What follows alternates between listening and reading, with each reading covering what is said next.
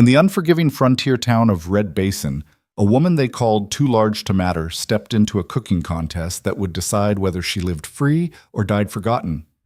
The judges laughed. The crowd bet against her, and the man tasked with tasting her food, a cold-eyed traitor named Caleb Rourke, had never given mercy to anyone. But Mara Quinn didn't come to beg. She came to win. If you want to see how far a woman can go when the whole world says she's worthless, stay with me until the end. Hit that like button and drop a comment with your city so I can see how far this story travels. The contest began at noon, and by the time Mara Quinn reached the town square, half of Red Basin had already written her off. She could feel it in the way people stepped aside when she walked past, not out of respect, but out of something closer to discomfort. She was a big woman, not tall but wide through the shoulders and hips, solid in a way that made men look away and women whisper. Her hands were scarred from years of fire and blade, her face weathered by sun and loss, and her dress, plain gray cotton, fit her like a flour sack because nothing in Red Basin was ever made for someone built like her. But she didn't slow down. She carried her iron pot with both arms, the weight of it familiar, and she walked straight toward the platform where the judges sat. The town square was packed. Vendors had set up stalls selling jerky and hard cider. Children ran between the legs of miners and ranch hands. A fiddler played something jaunty near the saloon steps. It was the kind of day people in Red Basin lived for, a break from the dust and the silence, a chance to gather and gamble and forget how hard the land was trying to kill them.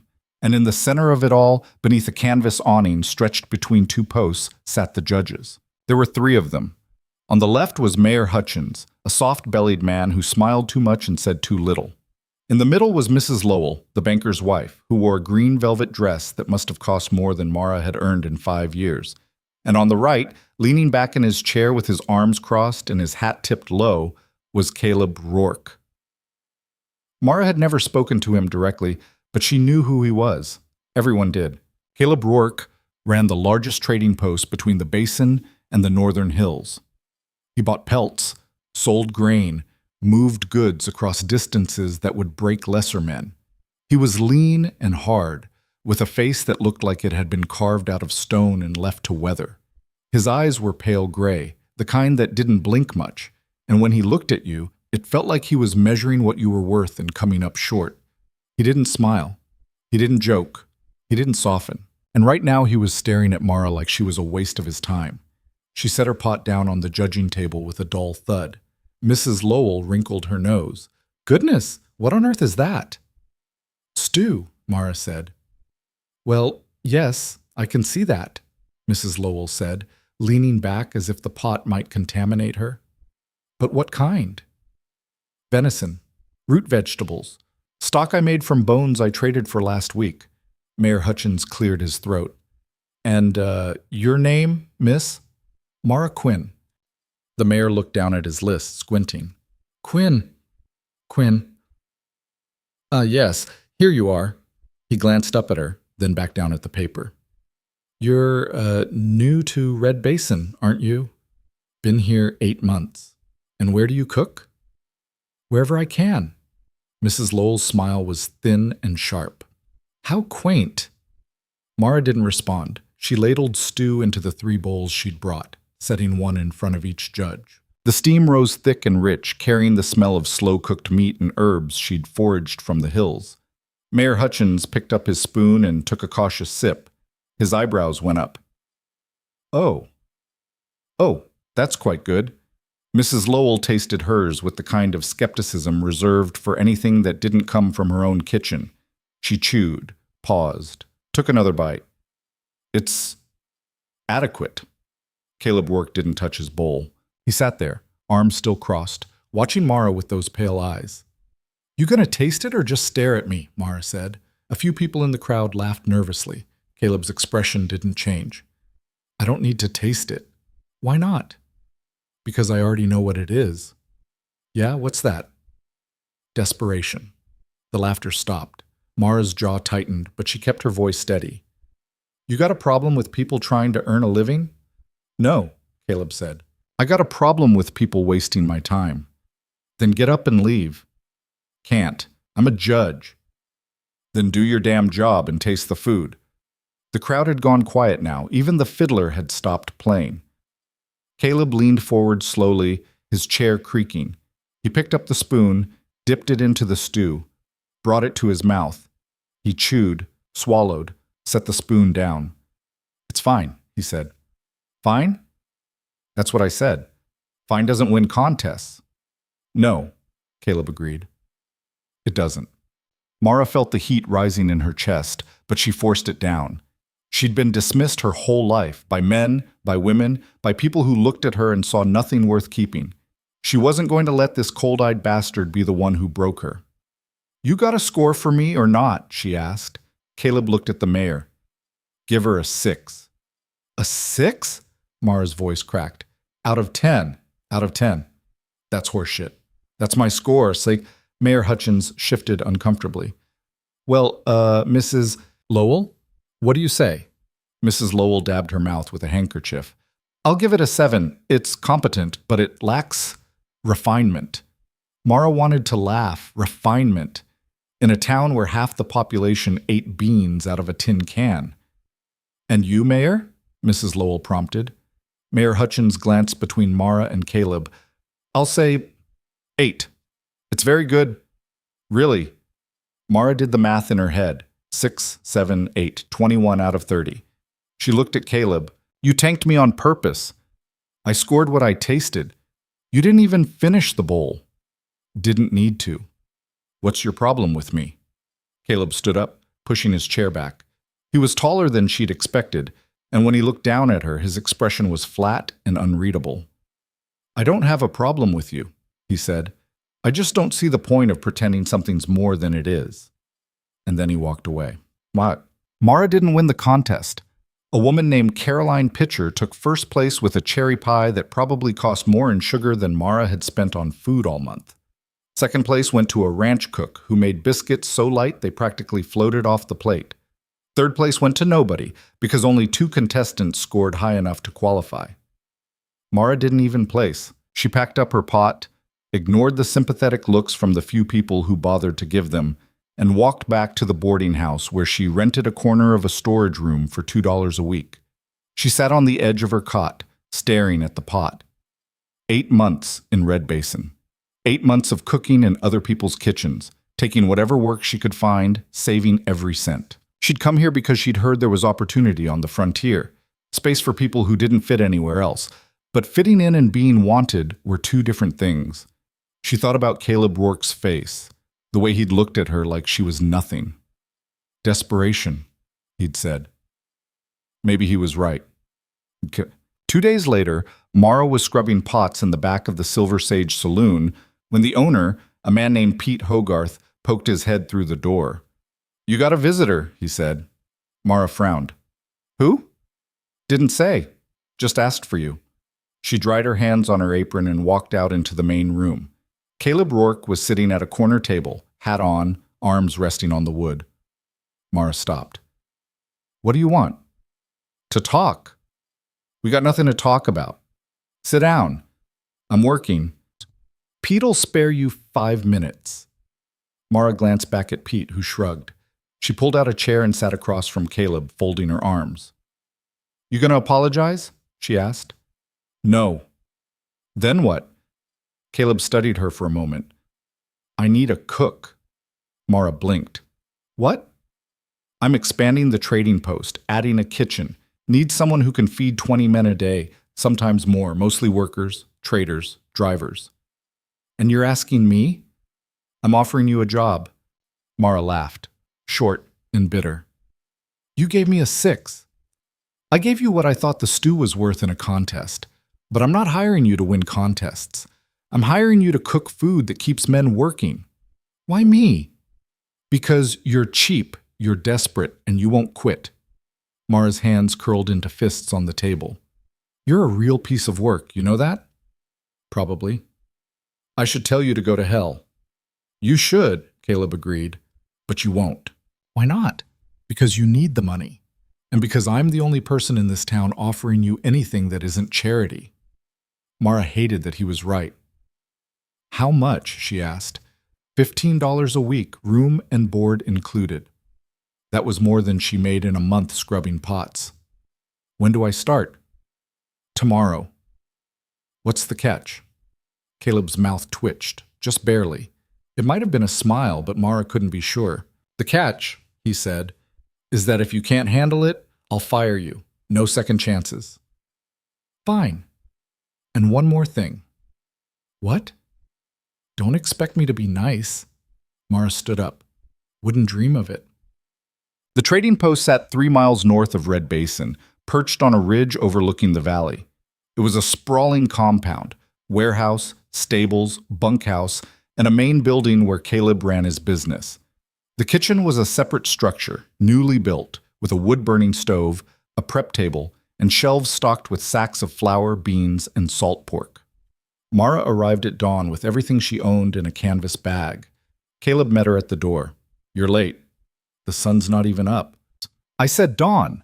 Dawn's when the light starts, not when it's convenient. Mara bit back a reply and stepped inside. The kitchen smelled like sawdust and smoke. The stove was cold. The shelves were organized with military precision. Breakfast is at 6, Caleb said. Lunch at noon. Dinner at 7. You miss a meal, you don't get paid for that day. Got it. There's a list on the table. That's what you're cooking this week. You want to change it? You clear it with me first. Mara glanced at the list. Bacon, beans, cornbread, stew, biscuits, nothing fancy, nothing wasted. You run a tight ship, she said. I run a business. Same thing? Out here it is. Caleb turned to leave, then paused. One more thing. What now? The men are going to test you. They're going to complain, make jokes, try to get under your skin. You let them. You're done. I've dealt with worse. I'm sure you have, Caleb said. But out here, worse comes with a shovel and a grudge. Don't give them a reason. And then he was gone. The first week was hell. The men weren't cruel exactly, but they weren't kind either. They ate her food without comment, left their plates wherever they felt like it, and muttered just loud enough for her to hear. Thought Rourke said he hired a cook. Maybe she's still learning. Learning what? How to burn beans. Mar kept her mouth shut and kept cooking. She learned their rhythms. The early risers who wanted coffee before the sun. The drivers who ate fast and left faster. The warehouse workers who lingered over dinner, too tired to move. She learned what they liked, who wanted extra salt, who couldn't stand onions, who'd eat anything as long as it was hot. And slowly, so slowly she almost didn't notice, they stopped complaining. By the second week, plates started coming back clean. By the third week, one of the drivers asked if she'd make biscuits again. By the fourth week, she'd earned something she hadn't expected. Quiet, not respect, not yet. But the absence of disrespect was something. But then, Caleb checked in once a day, usually in the afternoon. He'd walk through the kitchen, inspect the stores, taste whatever was on the stove. He never said it was good. He never said it was bad. He just nodded and left. It drove Mara crazy. One evening, after the men had finished dinner, she cornered him outside the kitchen. Can I ask you something? Caleb looked at her. Go ahead. Why'd you really hire me? I told you I needed a cook. You could have hired anyone. Could have. So why me? Caleb was quiet for a moment. Then he said, because you didn't flinch. What? At the contest, when I insulted you, you didn't cry, you didn't apologize, you didn't shrink. He met her eyes. Most people do. Mara didn't know what to say to that. Out here, Caleb continued, the land doesn't care how you feel. It doesn't care if you're scared or tired or hurt. It just keeps coming. And the only people who survive are the ones who don't flinch. He turned and walked toward the main building. Rourke, Mara called after him. He stopped. Thanks, she said. He didn't turn around, but he nodded. And for the first time since she'd arrived in Red Basin, Mara Quinn thought maybe, just maybe, she'd found a place where she could stand. But standing wasn't the same as being steady. And Mara learned that fast enough when the supply wagon didn't show up on Monday morning. She'd been counting on flour. 2 sacks at least. Maybe 3 if Caleb had put in the full order. Without it, she couldn't make bread for the rest of the week, and the men who worked the warehouse had already made it clear that beans without bread wasn't a meal. It was an insult. She found Caleb in the main building, bent over a ledger with a pencil between his teeth. "The flour didn't come," she said. He didn't look up. "I know." "You know?" "Driver broke an axle outside Crooked Creek. Won't be here till Thursday." "Thursday?" Mara's voice climbed. "That's 3 days." "It is." "What am I supposed to do till then?" Caleb pulled the pencil from his mouth and made a note in the margin. "Figure it out." "That's it? Figure it out? You want me to hold your hand?" "I want you to solve a problem that's your problem, not mine." Caleb finally looked at her. His expression didn't change, but something in his eyes sharpened. "You work for me. That makes every problem here your problem." Mara felt the heat rising in her face. "You hired me to cook. I can't cook without supplies." "Then cook with what you have." "I don't have flour." "You've got cornmeal. You've got potatoes. You've got a brain." He went back to his ledger. "Use it." Mara turned and walked out before she said something that would get her fired. She spent the next hour taking inventory. Cornmeal, yes. Potatoes, enough for 2 days if she stretched them. Salt pork. Dried beans. A jar of molasses she'd been saving. Some wild onions she'd foraged last week. It wasn't much, but it was something. By noon, she'd made cornmeal Johnny cakes, fried them in pork fat, and served them with stewed beans and onions. The men ate without complaint, which was about as close to praise as she was going to get. That night, she made potato cakes. The night after, cornmeal mush with molasses. When the flour finally arrived on Thursday, one of the drivers, a wiry man named Colfax, stopped her on his way out of the kitchen. "Them Johnny cakes were better than the bread anyway," he said. Mara blinked. "Yeah?" "Yeah," he shrugged. "Just saying. It wasn't much, but it was something." That evening, Caleb came through for his usual inspection. He tasted the stew, checked the shelves, then paused at the door. "You did fine," he said. "Fine?" "Better than fine." Mara waited, but he didn't say anything else. He just left. She stood there for a moment, staring at the empty doorway, and realized she was smiling. Winter came early that year, dragging cold air down from the mountains and turning the mornings sharp enough to crack skin. The men started eating faster, hunched over their plates like animals protecting a kill, and the kitchen became the only warm place in the compound besides the bunkhouse stove. Mara learned to wake before the cold settled in, to get the fire going while the stars were still out. She learned to make coffee strong enough to strip rust, to fry bacon until it was just shy of burnt, to bake biscuits that stayed warm long enough for the late risers to grab them on their way out the door. She also learned that Caleb Rourke didn't sleep much. She'd see him sometimes, crossing the yard in the dark, or standing outside the warehouse with his breath fogging in the air. Once, she found him in the kitchen at 4 in the morning, staring at the cold stove like it owed him money. "You're up early," she said. He didn't startle. "So are you." "I've got a reason. What's yours?" "Same as yours. Work." Mara lit the stove and set the coffee pot on. "You ever stop?" "No." "Why not?" Caleb was quiet for a long time. Then he said, "Because if I stop, someone else takes what's mine." "Nobody's taking anything." "Not yet." The coffee boiled, and Mara poured 2 cups. She handed one to Caleb, and he took it without looking at her. "You're a hard man to figure out," she said. "Good." "Why good?" "Because if you can't figure me out, nobody else can either." Mara sipped her coffee. It was bitter and scalding, the way she liked it. "You don't trust people much, do you?" "No." "Not even me?" Caleb looked at her then, his pale eyes catching the firelight. "Especially not you. Why?" "Because you want something. So does everyone." "Yeah," Caleb said. "That's the problem." He finished his coffee and set the cup on the counter. Then he walked out into the cold, and Mara was alone again. By December, the trading post was running like a machine. Caleb's reputation brought in buyers from as far south as the rail line and as far north as the mining camps. Mara's cooking kept the workers fed and functional, and the combination turned the post into something bigger than either of them had expected. But success had a way of drawing attention, and not all of it was welcome. The first sign of trouble came on a Tuesday, when a man in a wool coat and polished boots showed up asking for Caleb. Mara was in the kitchen when she heard voices outside, Caleb's, low and controlled, and another man's, smoother and louder. She wiped her hands on her apron and stepped out onto the porch. The man in the coat was tall and clean-shaven, with the kind of face that smiled too easily. He had a leather folder tucked under one arm and a gold watch chain hanging from his vest. "I'm just saying," the man was saying, "it's a generous offer, more than fair." "I'm not interested," Caleb said. "Mr. Rourke, I don't think you understand the scope of what we're proposing. This isn't just about your operation. It's about the entire basin, progress, infrastructure, a rail spur that would connect—" "I said I'm not interested." The man's smile tightened. "With all due respect, you may not have a choice."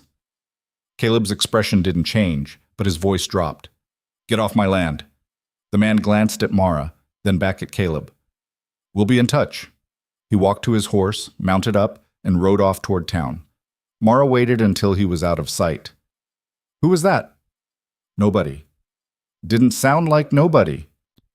Caleb turned and went back inside the main building without answering. Mara stood on the porch, watching the dust settle where the man's horse had been, and felt the first cold twist of worry in her gut.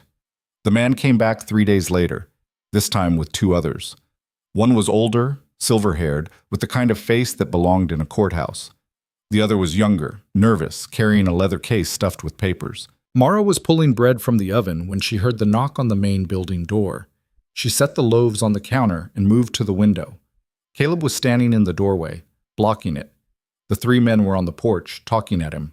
She couldn't hear what they were saying, but she could see Caleb's face, and that was enough. After a few minutes, Caleb stepped back and let them inside. The door closed. Mara waited. An hour later, the men left. The silver-haired one looked satisfied. The younger one looked relieved. The man in the wool coat looked like he'd just won something. Caleb stayed inside. Mara finished the bread, set out the evening meal, and cleaned the kitchen. By the time the men had eaten and gone, the sky was dark and the compound was quiet. She crossed the yard to the main building and knocked. "It's open," Caleb said. She found him at his desk, staring at a stack of papers. His jaw was tight, and there was a glass of whiskey in his hand. "What'd they want?" Mara asked. "To buy me out." "You selling?" "No." "Then what's the problem?" Caleb took a drink and set the glass down. "They're not asking. They're telling." "What do you mean?" "There's a railroad investor named Harlan Voss, owns half the land between here and the rail line, wants the other half." He tapped the papers. "This is a contract. Says I sell to him at his price, or he'll take it anyway." "How can he take it?" "Eminent domain. Says the rail spur needs access through my land. If I don't sell, the county can seize it." "That legal?" "It is, if you've got the right judge in your pocket." Mara pulled out a chair and sat down. "What are you going to do?" "I don't know yet." "You got a lawyer?" "Can't afford one." "Can you fight it?" "Maybe. If I had time." Caleb leaned back in his chair. "But they're moving fast. Hearings in 2 weeks." Mara looked at him. His face was hard, but there was something else underneath it, something she hadn't seen before. Fear. Not the kind that showed, but the kind that lived in the space between words. "You can't just roll over," she said. "I'm not planning to." "Then what?" Caleb picked up the glass again. "I'm going to make them work for it." 2 weeks wasn't much time, but Mara had learned a long time ago that you didn't win fights by waiting for the right moment. You won them by making the moment yours. She spent the next few days asking questions. Not loud ones, not obvious ones. Just small, careful questions to the men who came through the trading post. Who owned what land? Who owed who money? Who liked Harlan Voss and who didn't? The answers came slow, but they came. Turned out Voss wasn't as popular as he thought. He'd pushed out 3 smaller landowners in the past year, paid them half what their property was worth, and threatened the ones who didn't sell. One of them, a rancher named Ben Collier, had lost his land and ended up working as a hired hand just to feed his family. Mara found Collier in the Silver Sage one night, nursing a beer and staring at nothing. She sat down across from him. "I heard what happened to your ranch." Collier looked at her. His face was lined and tired, and his hands were scarred from years of work. "Yeah, so? So I'm wondering if you'd be willing to talk about it." "What's there to talk about? I got screwed. That's the story." There's more to it than that. Not really. Mara leaned forward. Caleb Rourke's in the same spot you were. Voss wants his land. If we don't do something, Rourke's going to lose it. Collier snorted. Good luck with that. I'm serious. So am I. You think anyone cares what happened to me? You think anyone's going to care what happens to Rourke? Maybe not. But I know one thing. If people keep letting Voss take what he wants, pretty soon there won't be anything left to take. Collier was quiet for a long time. Then he said, What do you need? I need you to tell your story in front of people at the hearing. They won't let me in. They will if you're a witness. Collier shook his head. I can't. Why not? Because I've got a wife and 2 kids, and I can't afford to make enemies. You already made one. His name's Harlan Voss. Collier stared at his beer, then he drained the glass and stood up. I'll think about it. That's all I'm asking. He left, and Mara sat there for a while, wondering if she'd just wasted her time. But 3 days later, Collier showed up at the trading post. I'll do it, he said. But if this goes sideways, I'm blaming you. Fair enough, Mara said. The hearing was held in the courthouse in Red Basin, a squat brick building with a leaking roof and a judge who looked like he'd rather be anywhere else. Judge Merrick was in his 60s, with a face like old leather and a voice that sounded like he gargled gravel every morning. He sat behind the bench with his gavel in one hand and a cup of coffee in the other, looking bored before the proceedings even started. The courtroom was packed. Mara stood in the back with Collier, watching as Caleb sat alone at the defendant's table. The man in the wool coat, his name was Preston, she'd learned, stood at the plaintiff's table with Harlan Voss beside him. Voss was older than Mara had expected, maybe 50, with silver hair slicked back and a suit that probably cost more than the courthouse itself. He didn't look mean. He looked calm, like a man who'd already won and was just waiting for everyone else to figure it out. Judge Merrick banged his gavel. Let's get this over with. Mr. Preston, you may proceed. Preston stood and launched into his argument. Eminent domain, public good, rail access, progress. He talked for 20 minutes, citing laws and precedents and projections, and by the end of it, even Mara's eyes were glazing over. When he finished, Judge Merrick looked at Caleb. Mr. Rourke, you got anything to say? Caleb stood. Yes, Your Honor. Make it quick. This isn't about progress. It's about money. Voss wants my land because it's worth more than he's offering, and he's using the law to steal it. Preston stood up. Objection. That's inflammatory and unsupported. Sit down, Mr. Preston, Judge Merrick said. This isn't a trial. Let the man talk. Caleb continued.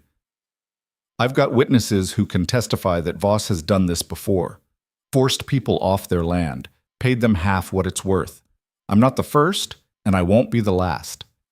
Judge Merrick raised an eyebrow. You got these witnesses here? I do. Call one. Caleb looked at Mara, and she nudged Collier forward. Collier walked to the front of the room, his hands shaking slightly. Judge Merrick gestured to the witness chair. State your name, the judge said. Ben Collier. You got something to say? Collier swallowed. Yeah. I owned a ranch south of here, 160 acres. I'd worked it for 15 years. Voss came to me last year and said he needed my land for a rail spur. Offered me $1,200. That sound fair to you? No, sir. The land was worth at least $3,000. But he said if I didn't take it, he'd get the county to seize it anyway, so I took the $1,200. And what happened? He never built the spur. He sold the land to a mining company for $5,000. The courtroom murmured. Judge Merrick banged his gavel. Quiet. Preston stood again. Your Honor, this is irrelevant. Mr. Collier's situation has no bearing on... I'll decide what's relevant, Mr. Preston. Judge Merrick looked at Collier. You got proof of this? I've got the deed and the contract, and I can name 4 other men he did the same thing to. Preston's face was red now. This is character assassination, Your Honor. None of this has any bearing on the current case. It has bearing if it shows a pattern, Judge Merrick said. He looked at Voss. You got anything to say to this? Voss stood slowly. His voice was smooth, unbothered. Your Honor, Mr. Collier is welcome to his opinions, but the fact remains that every transaction I've conducted has been legal and properly documented. If he feels he was treated unfairly, he's welcome to pursue legal recourse. But that has no relevance to the matter at hand. Maybe, Judge Merrick said, but I don't like the smell of it. He leaned back in his chair and looked at Caleb. Mr. Rourke, here's the deal. I'm not going to rule today. I'm going to take a week to look over the documents and think about what I've heard. If I find out Voss is playing games, I'll throw this whole thing out. If I don't, you're going to have to sell. Understood? Yes, Your Honor, Caleb said. Good. We're adjourned. The gavel banged and the courtroom emptied. Mara caught up with Caleb outside. What do you think? I think we bought some time, Caleb said. But I don't know if it's enough. It's something. Yeah. He looked at her. Thanks for bringing Collier. Don't thank me yet. We still don't know how this ends. No, Caleb said. We don't. The week dragged. Mara kept cooking, kept the kitchen running, kept her head down. But every time she saw Caleb, she could see the weight pressing on him. He didn't talk about it. He didn't complain. He just worked harder, stayed up later, moved through the compound like a man trying to outrun something he couldn't see. On the 6th day, Mara found him in the warehouse, sitting on a crate with his head in his hands. She sat down beside him. You okay? No. You want to talk about it? Not really. They sat in silence for a while. Then Caleb said, I built this place from nothing, hauled every board, dug every post hole. I didn't ask for help. I didn't take shortcuts. I just worked. I know. And now some bastard in a suit thinks he can take it because he's got the right friends. Yeah. It's not fair. No, Mara said. It's not. Caleb looked at her. You ever lose something you built? Yeah. What'd you do? I kept going. That's it? That's all there is. Caleb nodded slowly. Then he stood up. Come on. We've got work to do. On the 7th day, Judge Merrick issued his ruling. He threw out the eminent domain claim. Caleb kept the land. Mara heard the news from Colfax, who'd been in town when the ruling came down. She found Caleb in the main building, staring at the papers like he didn't believe them. You did it, she said. We did it. Same thing.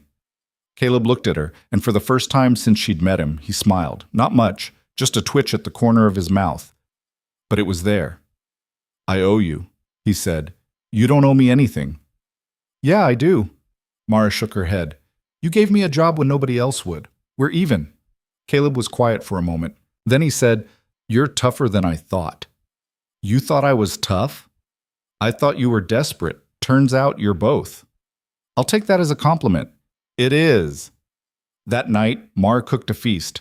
Roast venison, fresh bread, potatoes fried in butter, berry cobbler made from preserves she'd been saving. The men ate like they hadn't seen food in a week, and when they were done, Colfax raised his cup. To the cook, he said. The others raised their cups. To the cook. Mara felt her face flush, but she didn't look away. Caleb stood at the far end of the table, cup in hand. He didn't say anything. He just nodded. And Mara nodded back. But winning once didn't mean winning forever, and Mara should have known better than to think Harlan Voss was the type of man who stayed down. The first sign came 2 weeks after the ruling, when the supply orders started getting delayed. Not canceled, just delayed. A day here, 2 days there. Enough to make things tight, but not quite enough to justify a complaint. Caleb noticed it first. He was going over the ledgers one evening when Mara brought him coffee, and he had that look on his face, the one that meant he was doing math he didn't like the answer to. What's wrong? She asked. Flour was supposed to be here Monday. Didn't show. Bacon order got pushed back 3 days, same with the coffee shipment. Could be the weather. Could be. Caleb tapped his pencil against the page. But it's not. How do you know? Because I've been doing this long enough to know when someone's playing games. Mara set the coffee down. You think it's Voss? I don't think. I know. What's he doing? Squeezing. He can't take the land legally, so he's going to make it not worth having. Caleb closed the ledger. He talks to the right people, delays shipments, drives up costs. Eventually, I can't afford to keep running, and I sell. He gets what he wants without ever stepping foot in a courtroom. That's dirty. That's business. Mara crossed her arms. So what do? We find another supplier. You got one? Not yet. Then we'd better start looking. Caleb looked at her for a long moment. Then he said, You keep saying we. Yeah. So? This isn't your fight. The hell it isn't. You go under, I'm out of a job. That makes it my fight. Caleb's mouth twitched. Fair point. Damn right it is. Finding a new supplier turned out to be harder than Mara expected. Most of the merchants in Red Basin either worked directly with Voss or were too scared to cross him. The ones who didn't fit either category were too small to handle the kind of volume Caleb needed. Mara spent 3 days riding into town, talking to shopkeepers, asking questions. She got a lot of polite refusals and a few not-so-polite ones. One man told her flat out that he wasn't interested in getting squeezed the same way Caleb was. Voss owns half this town, the man said. You get on his bad side, you don't stay in business long. Caleb's still in business. For now. By the end of the week, Mara was frustrated and tired, and the kitchen was running dangerously low on supplies. She'd stretched what they had as far as it would go, but there were limits to what you could do with beans and salt pork. She was scrubbing pots one evening when Colfax poked his head in. You got a visitor, he said. Mara frowned. Who? Lady. Says her name's Ruth Calloway. The name didn't mean anything to Mara, but she dried her hands and walked out to the porch. The woman standing there was maybe 60, with gray hair pinned back and a wool shawl wrapped around her shoulders. She had a weather-beaten face and sharp blue eyes that looked like they didn't miss much. You Mara Quinn? The woman asked. I am. I'm Ruth Calloway. I run a dry goods store over in Pine Hollow. Pine Hollow was a day's ride north, a mining town smaller than Red Basin, but still big enough to have a main street. What brings you out here? Mara asked. Heard you were looking for a supplier. Mara's eyebrows went up. Word travels fast. It does when people are paying attention. Ruth pulled a folded paper from her coat and handed it over. That's my inventory list. I can't match the prices you were getting from Red Basin, but I can get you what you need without Harlan Voss sticking his nose in it. Mara scanned the list. Flour, sugar, coffee, bacon, beans, everything they needed. The prices were higher, but not by much. Why are you doing this? Mara asked. Because Voss tried to run me out of business 5 years ago. I didn't let him then, and I'm not going to help him do it to someone else now. You're not worried about making an enemy? Ruth smiled. It wasn't a warm smile. It was the smile of a woman who'd survived worse than Harlan Voss. I've got plenty of enemies already. One more won't kill me. Mara looked at the list again, then back at Ruth. I need to talk to my boss. Go ahead. I'll wait. Mara found Caleb in the warehouse, counting crates. She handed him the list. He read it, then looked at her. Who is she? Ruth Calloway. Runs a store in Pine Hollow. Says she can supply us. Prices are higher. I know, but she's not under Voss's thumb. Caleb folded the paper and handed it back. Tell her we'll take it. You sure? No, but I don't see another option. Mara went back to the porch and told Ruth the news. Ruth nodded. Good. I'll have the first shipment to you by Friday. Thank you. Don't thank me yet. This is going to get messy. It already is. Ruth pulled her shawl tighter. Then hold on, because it's going to get worse before it gets better. She was right. The shipment from Pine Hollow arrived on Friday, and by Saturday morning, word had spread through Red Basin like wildfire. Mara heard about it from one of the warehouse workers who'd been in town the night before. People are talking, he said, saying Rourke's cutting deals behind Voss's back. We're not cutting deals, we're buying supplies. Same difference to them. That's ridiculous. The worker shrugged. Maybe, but that's what they're saying. By Monday, the rumors had grown teeth. Mara was in town picking up a few things when she overheard 2 men talking outside the general store. Rourke thinks he's clever, one of them said, but Voss isn't going to let this slide. What's he going to do? I don't know, but I wouldn't want to be in Rourke's shoes right now. Mara kept her head down and kept walking, but the knot in her stomach tightened. That night, Caleb didn't come to the kitchen for dinner. Mara waited until the men had eaten, then went looking for him. She found him outside the main building, standing in the dark with his arms crossed. You okay? She asked. Fine. You're a terrible liar. Caleb glanced at her, then looked away. I got a letter today. From who? County assessor. Says my property taxes are being reevaluated. What does that mean? It means they're going to raise them, probably double them, maybe triple. Can they do that? They can if Voss tells them to. Mara felt a cold wave of anger roll through her. This is horse shit. Yeah, we beat him once. We can beat him again. How? He's got the county in his pocket. He's got the suppliers scared. He's got the whole damn town convinced I'm the problem. Caleb's voice was flat, but there was an edge to it. I don't know how to fight that. You fight it by not giving up. That's easy to say. Yeah, it is. But it's also true. Caleb looked at her. Why do you care so much? Because someone has to. That's not an answer. Mara hesitated. Then she said, when I was younger, I worked in a boarding house in Kansas City. Big place, lots of rooms. I was the cook there for 3 years, did everything they asked, worked every shift, never complained. What happened? The owner's son decided he didn't like the way I looked, said I made the guests uncomfortable, said I was bad for business. Mara's jaw tightened. He fired me. Didn't pay me for the last month I worked. Told me if I made trouble, he'd make sure I never worked in the city again. You make trouble? No. I left. Came west because I thought maybe out here people cared more about what you could do than what you looked like. She looked at Caleb. You gave me a chance when nobody else would. So yeah, I care. Because if you go down, it means he was right, and I'm not letting that happen. Caleb was quiet for a long time. Then he said, You're stubborn. So are you. Yeah. So what are we going to do? Caleb looked out at the dark valley. I don't know yet, but I'll figure something out. The tax notice arrived 2 weeks later. Caleb's assessment had gone from $800 a year to $2,400. Mara found him in the main building, staring at the paper like it might catch fire if he looked hard enough. This is insane, she said. It's legal. It's theft. It's both. Mara sat down. Can you pay it? Not without selling off half the operation. Then don't pay it. Caleb looked at her. That's not how taxes work. I know how taxes work. I'm saying fight it. I already tried that. Remember?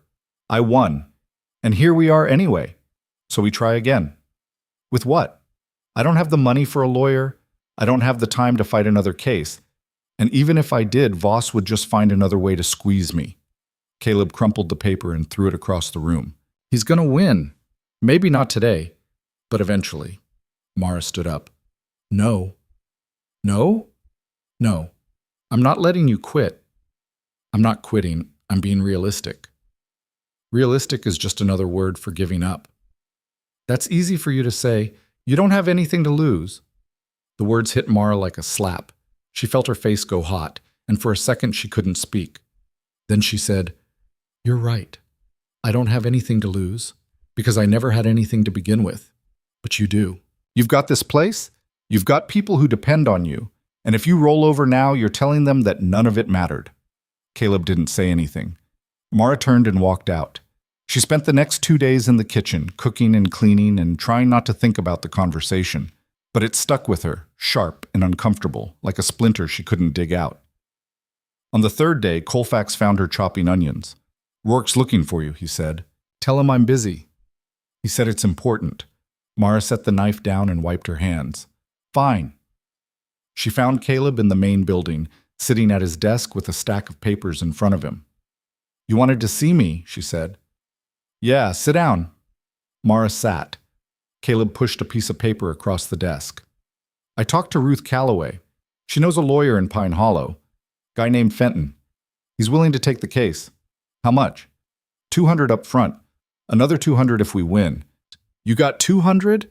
No, but I can get it. How? Caleb looked at her. I'm selling the horses. Mara blinked. All of them? 3 of them. The ones I use for hauling. I'll keep the 2 for riding, but the rest go. You need those horses. I need the land more. Mara leaned back in her chair. You're serious about this. I'm serious about not giving up. You were right. I've got people depending on me. That includes you. So what's the plan? Fenton thinks he can argue the assessment was done improperly. If he's right, the county has to redo it. That buys us time. And if he's wrong? Then I pay the $2,400 and figure out how to keep the doors open. Mara looked at the paper, then at Caleb. You sure about this? No, but I'm doing it anyway. Then I'm with you. Caleb nodded. I know. The hearing was set for 3 weeks out. In the meantime, Mara kept the kitchen running, Caleb kept the operation moving, and Fenton, a wiry man with a sharp nose and sharper tongue, started digging into the county's records. What he found wasn't pretty. Mara was in the kitchen when Fenton showed up one afternoon, riding hard and looking like he'd just struck gold. "Where's Rourke?" he asked. "Main building." Fenton didn't wait. He dismounted and strode across the yard, and Mara followed. Caleb was at his desk, same as always. Fenton dropped a folder in front of him. "Look at this," Fenton said. Caleb opened the folder. Inside were copies of property assessments, dozens of them, all from the past year. "What am I looking at?" Caleb asked. "Proof.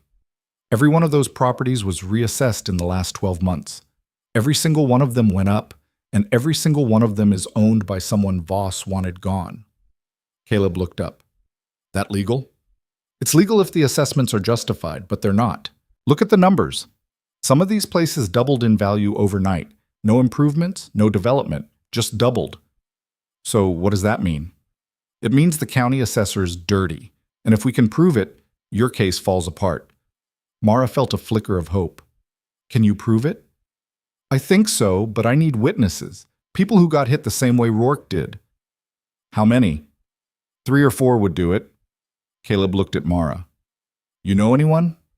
Mara thought about Ben Collier, about the other names he'd mentioned. "I might." "Then find them." She did.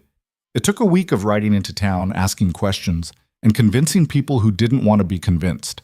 But by the time the hearing rolled around, she had 4 witnesses lined up, all of them ready to testify that the county assessor had jacked up their taxes without cause. The hearing was held in the same courthouse, with the same judge, and the same cramped gallery packed with people who had nothing better to do than watch other people's lives fall apart. Mara sat in the back again, this time with Collier and the other witnesses beside her. Fenton stood at the defendant's table, calm and composed. Across from him was a county lawyer named Graves, a thin man with wire-rimmed glasses and a voice that sounded like he was perpetually bored. Judge Merrick banged his gavel. "Let's get started. Mr. Graves, you may proceed." Graves stood and launched into his argument. The assessment was justified. Property values had risen. The county had every right to adjust taxes accordingly. When he finished, Judge Merrick looked at Fenton. "Your turn." Fenton stood and walked to the center of the room. "Your Honor, the county's argument rests on the assumption that these property values increase naturally. I'm here to show that they didn't." He called his first witness, a rancher named Tom Hadley. Hadley testified that his land had been reassessed at 3 times its previous value, despite no improvements or changes to the property. The second witness, a shopkeeper named Iris Thorne, said the same thing. The third witness was Collier. He told the same story he'd told before, but this time he added details, dates, names, numbers.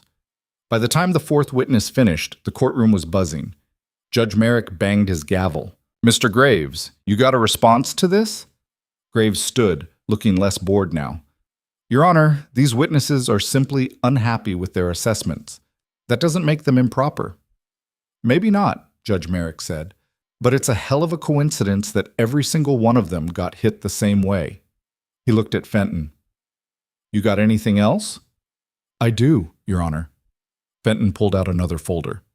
"This is a list of properties assessed by the county in the past year. I've highlighted the ones that belong to people who've had disputes with Harlan Voss." He handed the folder to the judge. Judge Merrick read it, his face unreadable. Then he looked at Graves. "You want to explain this?" Graves opened his mouth, then closed it. "I'll need time to review." "You'll need time to come up with a better answer than that," Judge Merrick said. He set the folder down. "Here's what's going to happen. I'm suspending Mr. Rourke's reassessment pending a full investigation into the county assessor's office. If I find out someone's been playing fast and loose with the numbers, there's going to be hell to pay. Understood?" "Yes, Your Honor," Graves said quietly. Judge Merrick banged his gavel. "We're done here." Mara felt the tension drain out of her. She looked at Caleb, who was standing at the defendant's table, his face blank. Fenton clapped him on the shoulder. "You did it." "We did it," Caleb said. Outside the courthouse, Mara found Caleb leaning against the hitching post, staring at nothing. You okay? She asked. Yeah. You don't look okay. I'm just tired. Mara stood beside him. We won. For now. Take the win, Rourke. Caleb looked at her. You ever stop pushing? Not when it matters. He almost smiled. Good. They stood there for a while, watching the sun dip below the hills, and for the first time in weeks, the weight on Caleb's shoulders seemed a little lighter. But lighter didn't mean light, and Mara learned fast that men like Harlan Voss didn't take losses quietly. The investigation into the county assessor took 3 weeks, and during that time, the trading post ran smoother than it had in months. Orders came in, shipments arrived on time, the men worked without complaints, and the kitchen stayed stocked. It felt almost normal. Mara should have known better. She was pulling bread from the oven one morning when she heard shouting from the yard. Not the usual kind, rough voices joking or arguing over cards. This was different, sharper, angrier. She set the loaves down and stepped outside. 3 men she didn't recognize were standing near the warehouse, facing off with Colfax and 2 other workers. The strangers wore clean clothes and polished boots, the kind that said they didn't work with their hands. One of them had a leather satchel tucked under his arm. Caleb was already there, standing between the 2 groups with his arms crossed. I'm telling you for the last time, Caleb said. You're not coming onto my property without a warrant. The man with the satchel pulled out a folded paper and held it up. This is a court order, signed by Judge Merrick. It says we have the right to inspect your premises for code violations. Code violations? Caleb's voice was flat. What code? Health and safety, building standards, zoning compliance. The man rattled off the words like he'd memorized them. We've received complaints. From who? That's confidential. Convenient. The man's smile was thin. You can cooperate, Mr. Rourke, or we can come back with the sheriff. Your choice. Caleb stared at him for a long moment. Then he stepped aside. Fine. Look around. But you touch anything, and I'll have you arrested. The 3 men walked past him, and Mara felt her stomach twist. She caught Caleb's eye, and he shook his head. Not now. The inspection took 2 hours. The men poked through the warehouse, the stables, the bunkhouse. They measured doorways and counted windows and scribbled notes on clipboards like they were tallying sins. When they got to the kitchen, Mara was waiting. The man with the satchel stepped inside and looked around. His gaze lingered on the stove, the shelves, the work table. This where you prepare food? He asked. It is, Mara said. How many meals a day? 3. Sometimes more. He made a note. You got a permit for commercial food preparation? This isn't commercial. It's for the workers here. You're feeding more than 10 people. That's commercial. He tapped his pencil against the clipboard. You need a permit. Since when? Since the county revised the code last month. Mara felt the heat rising in her chest. That's horseshit. The man looked at her. His expression didn't change, but something cold flickered in his eyes. I'm just doing my job, ma'am. Yeah? Well, your job smells like a setup. He didn't respond. He just kept writing. When the inspectors finally left, Mara found Caleb in the main building, staring at the stack of papers they'd handed him on their way out. What's the damage? She asked. Caleb didn't look up. 12 violations, most of them are bullshit. Doorways 3 inches too narrow, stoves not up to code, storage shelves aren't properly secured. Can you fix them? I can, but it'll cost money we don't have. And even if I fix everything, they'll just come back with more violations. So what do we do? Caleb set the papers down. I don't know. That's not an answer. It's the only one I've got. Mara sat down across from him. They're not going to stop, are they? No. Even if we win every fight, they'll just keep coming. Yeah. So we make them stop. Caleb looked at her. How? We make it public. We tell people what's happening, get the word out that Voss is using the county to harass you. People already know. Knowing and caring are 2 different things. We make them care. How do you plan to do that? Mara thought for a moment, then she said, We throw a party. Caleb blinked. A what? A party, an open house.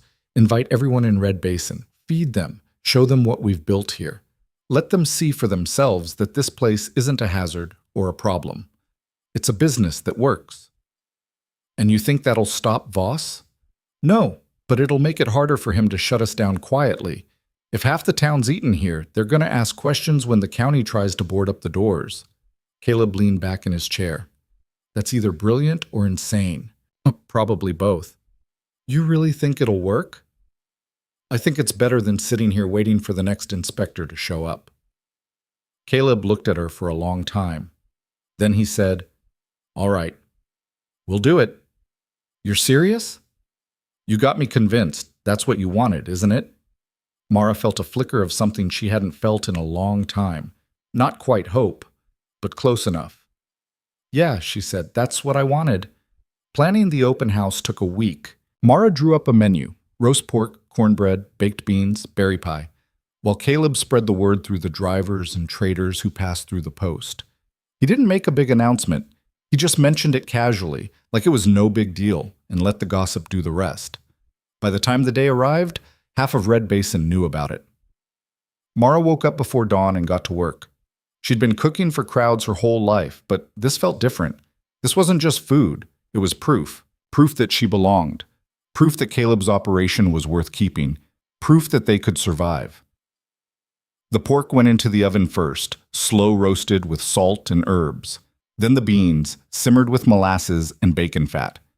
The cornbread came out golden and steaming, and the pies cooled on the windowsill while Mara set up tables in the yard.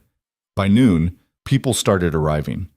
They came in wagons and on horseback, families and solo travelers, miners and shopkeepers and ranch hands. Some of them Mara recognized from town. Others were strangers, but they all came for the same reason: free food and curiosity. Caleb stood near the main building, greeting people as they arrived. He wasn't much for small talk, but he shook hands and nodded and pointed them toward the tables.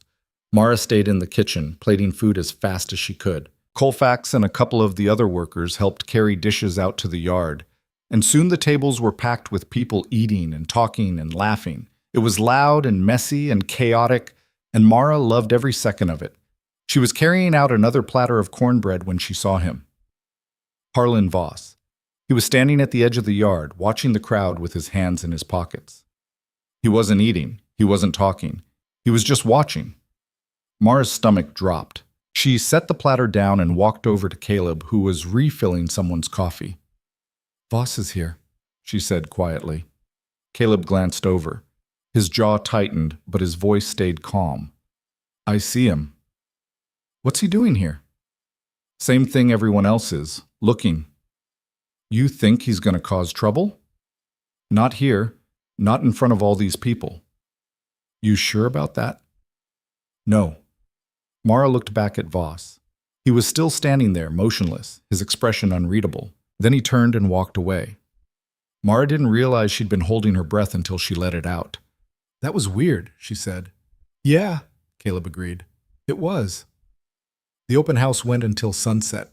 By the time the last wagon rolled out of the yard, Mara was exhausted, her feet aching and her hands raw from scrubbing pots.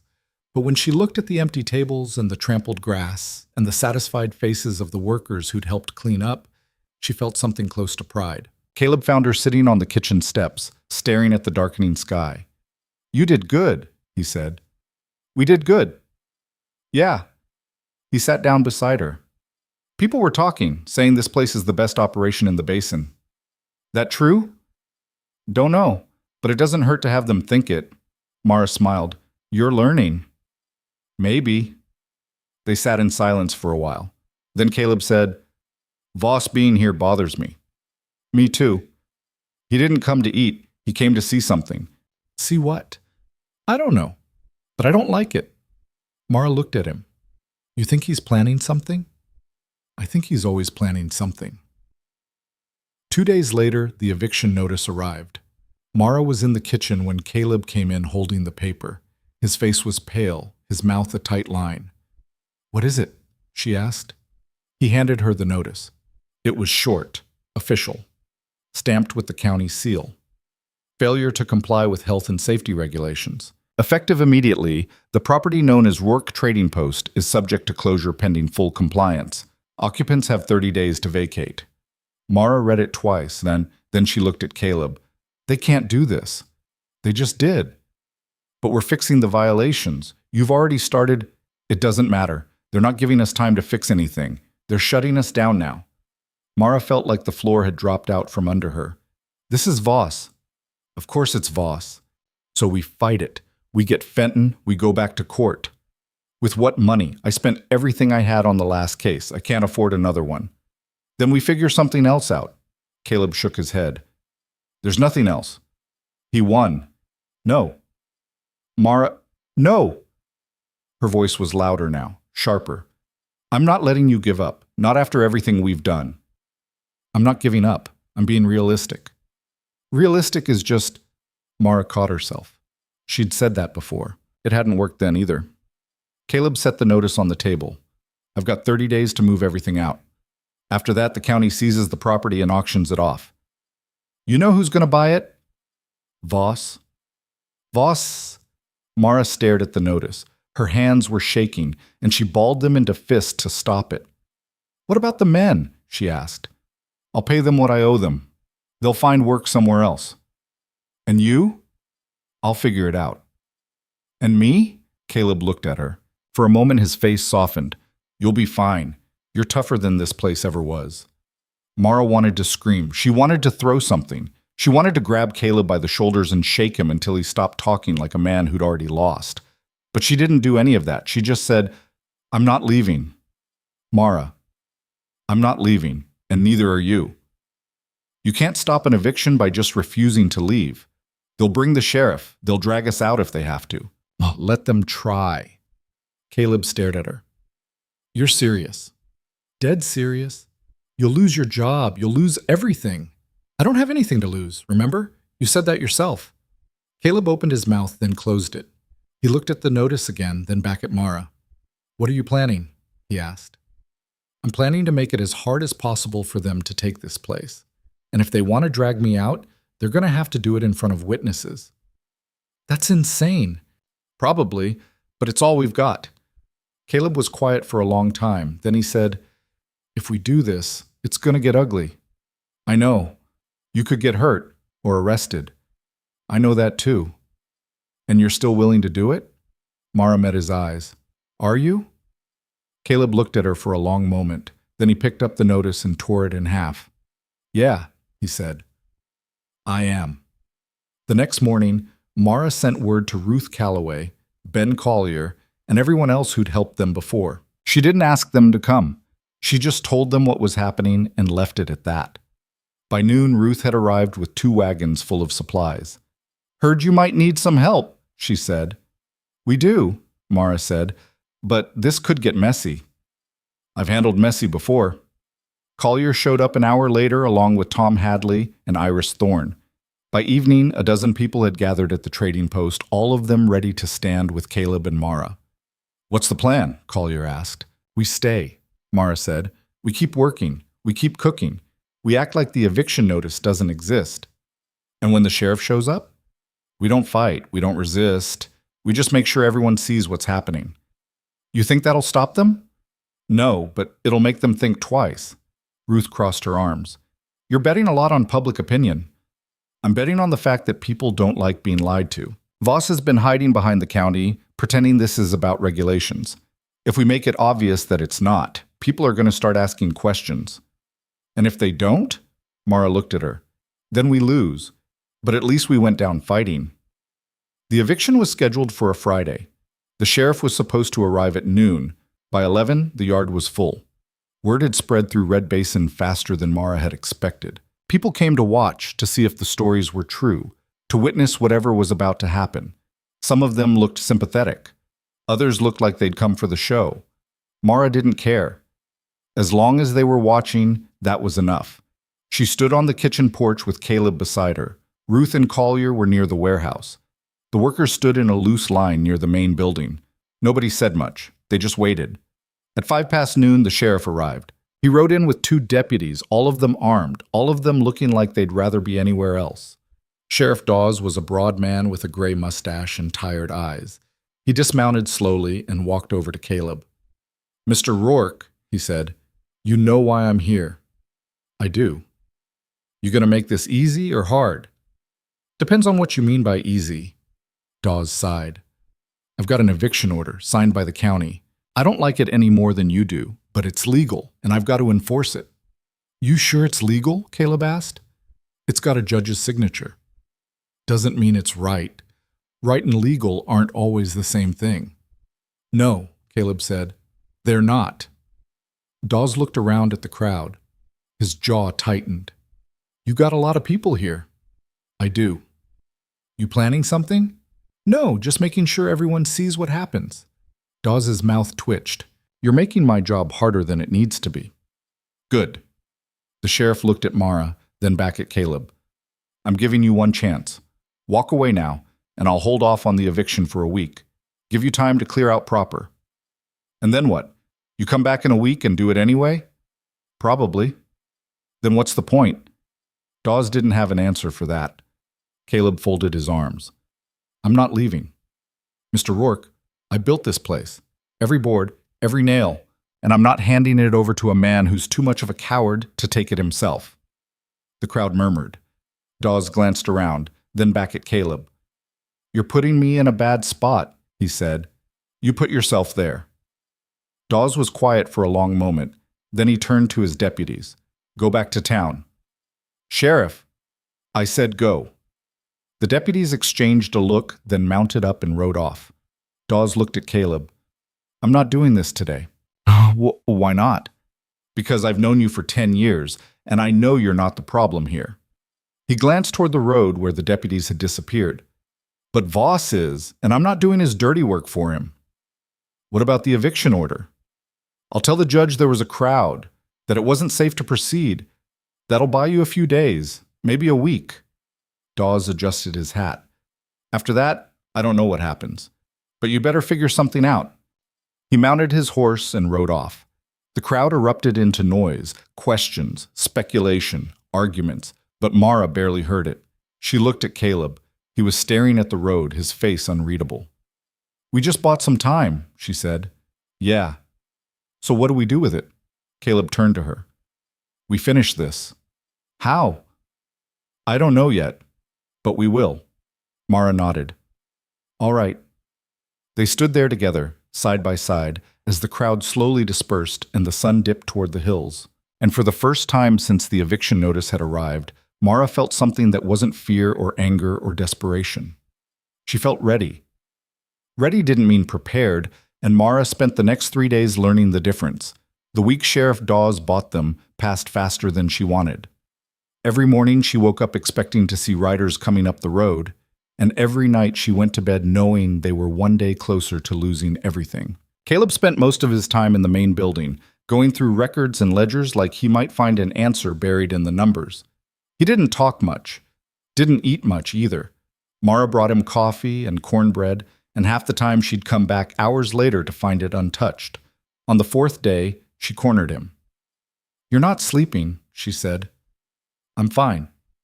You look like hell. Thanks. I'm serious, Rourke. You're going to collapse if you keep this up. Caleb set down his pencil and looked at her.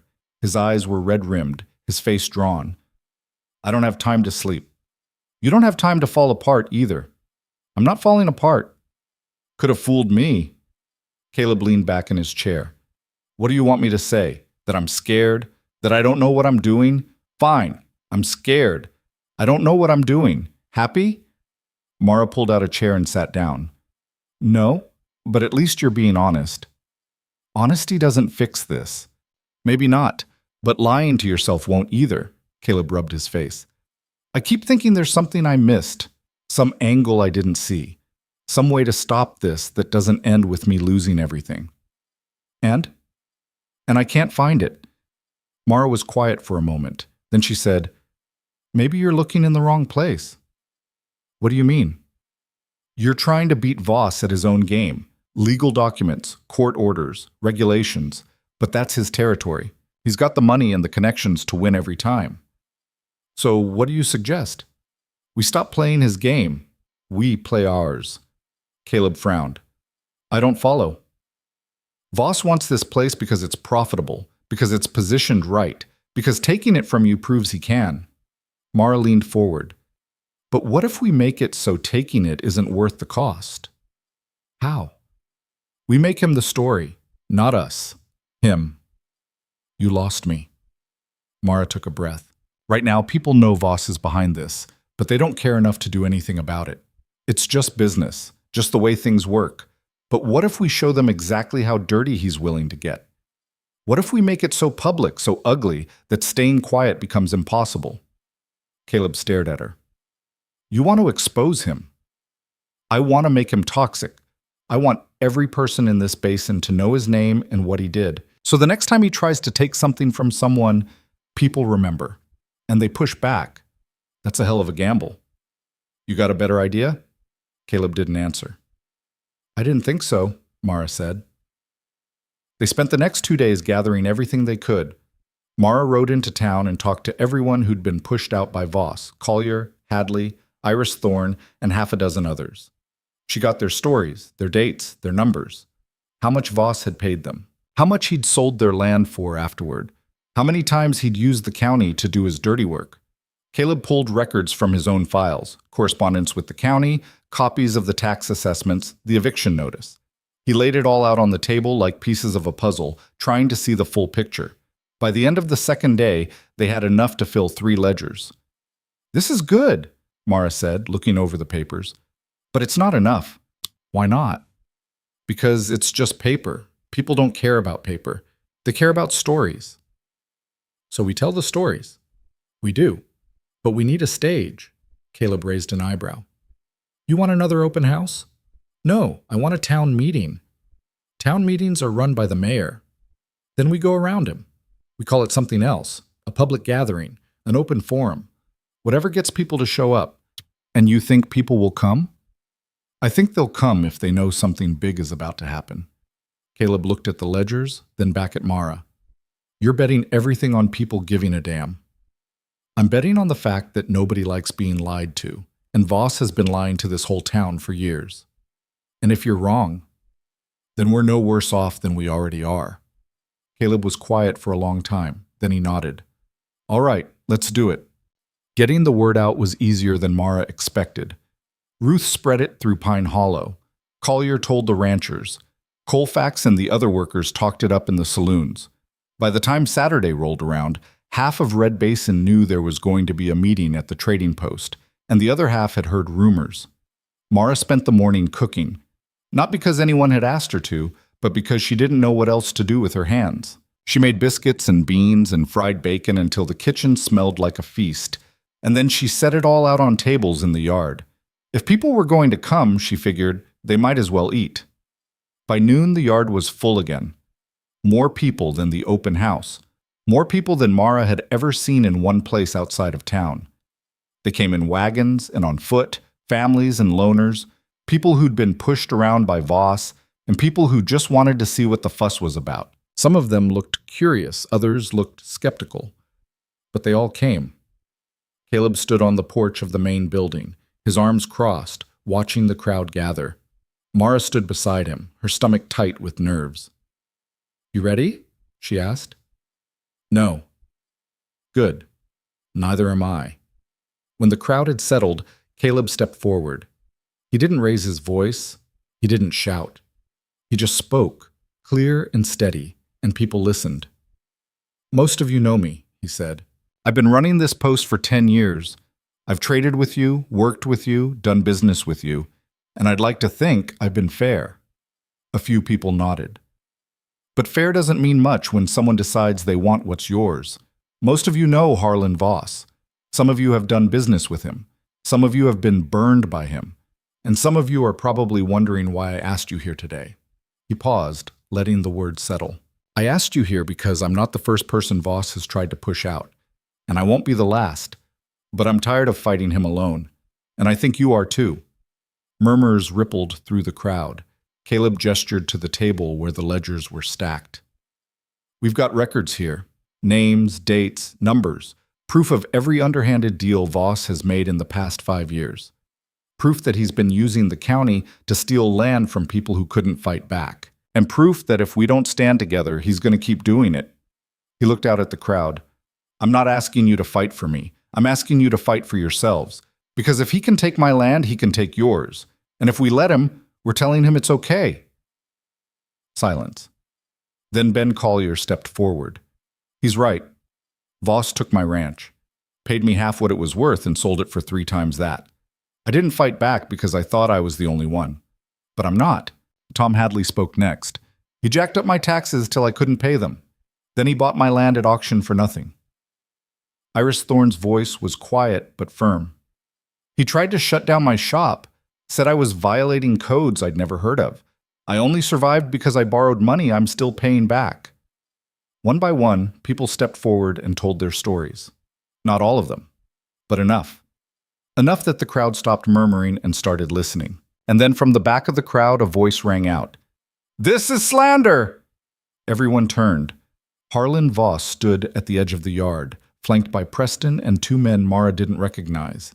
He looked calm, too calm, like a man who'd walked into a trap and didn't care. "You're accusing me of crimes without proof," Voss said, his voice smooth and steady. "That's slander, Mr. Rourke, and it's actionable." "It's not slander if it's true," Caleb said. "Then prove it." Caleb gestured to the ledgers. "It's all here." Voss smiled. "Paper can say anything. That doesn't make it real." "Then let's talk about what's real," Mara said, stepping forward.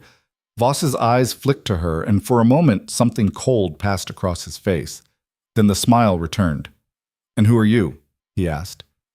"Nobody important, just the cook." "Then maybe you should stick to cooking." "Maybe, but I've been listening to stories for weeks now. Stories about people you've pushed around, people you've squeezed, people you've broken."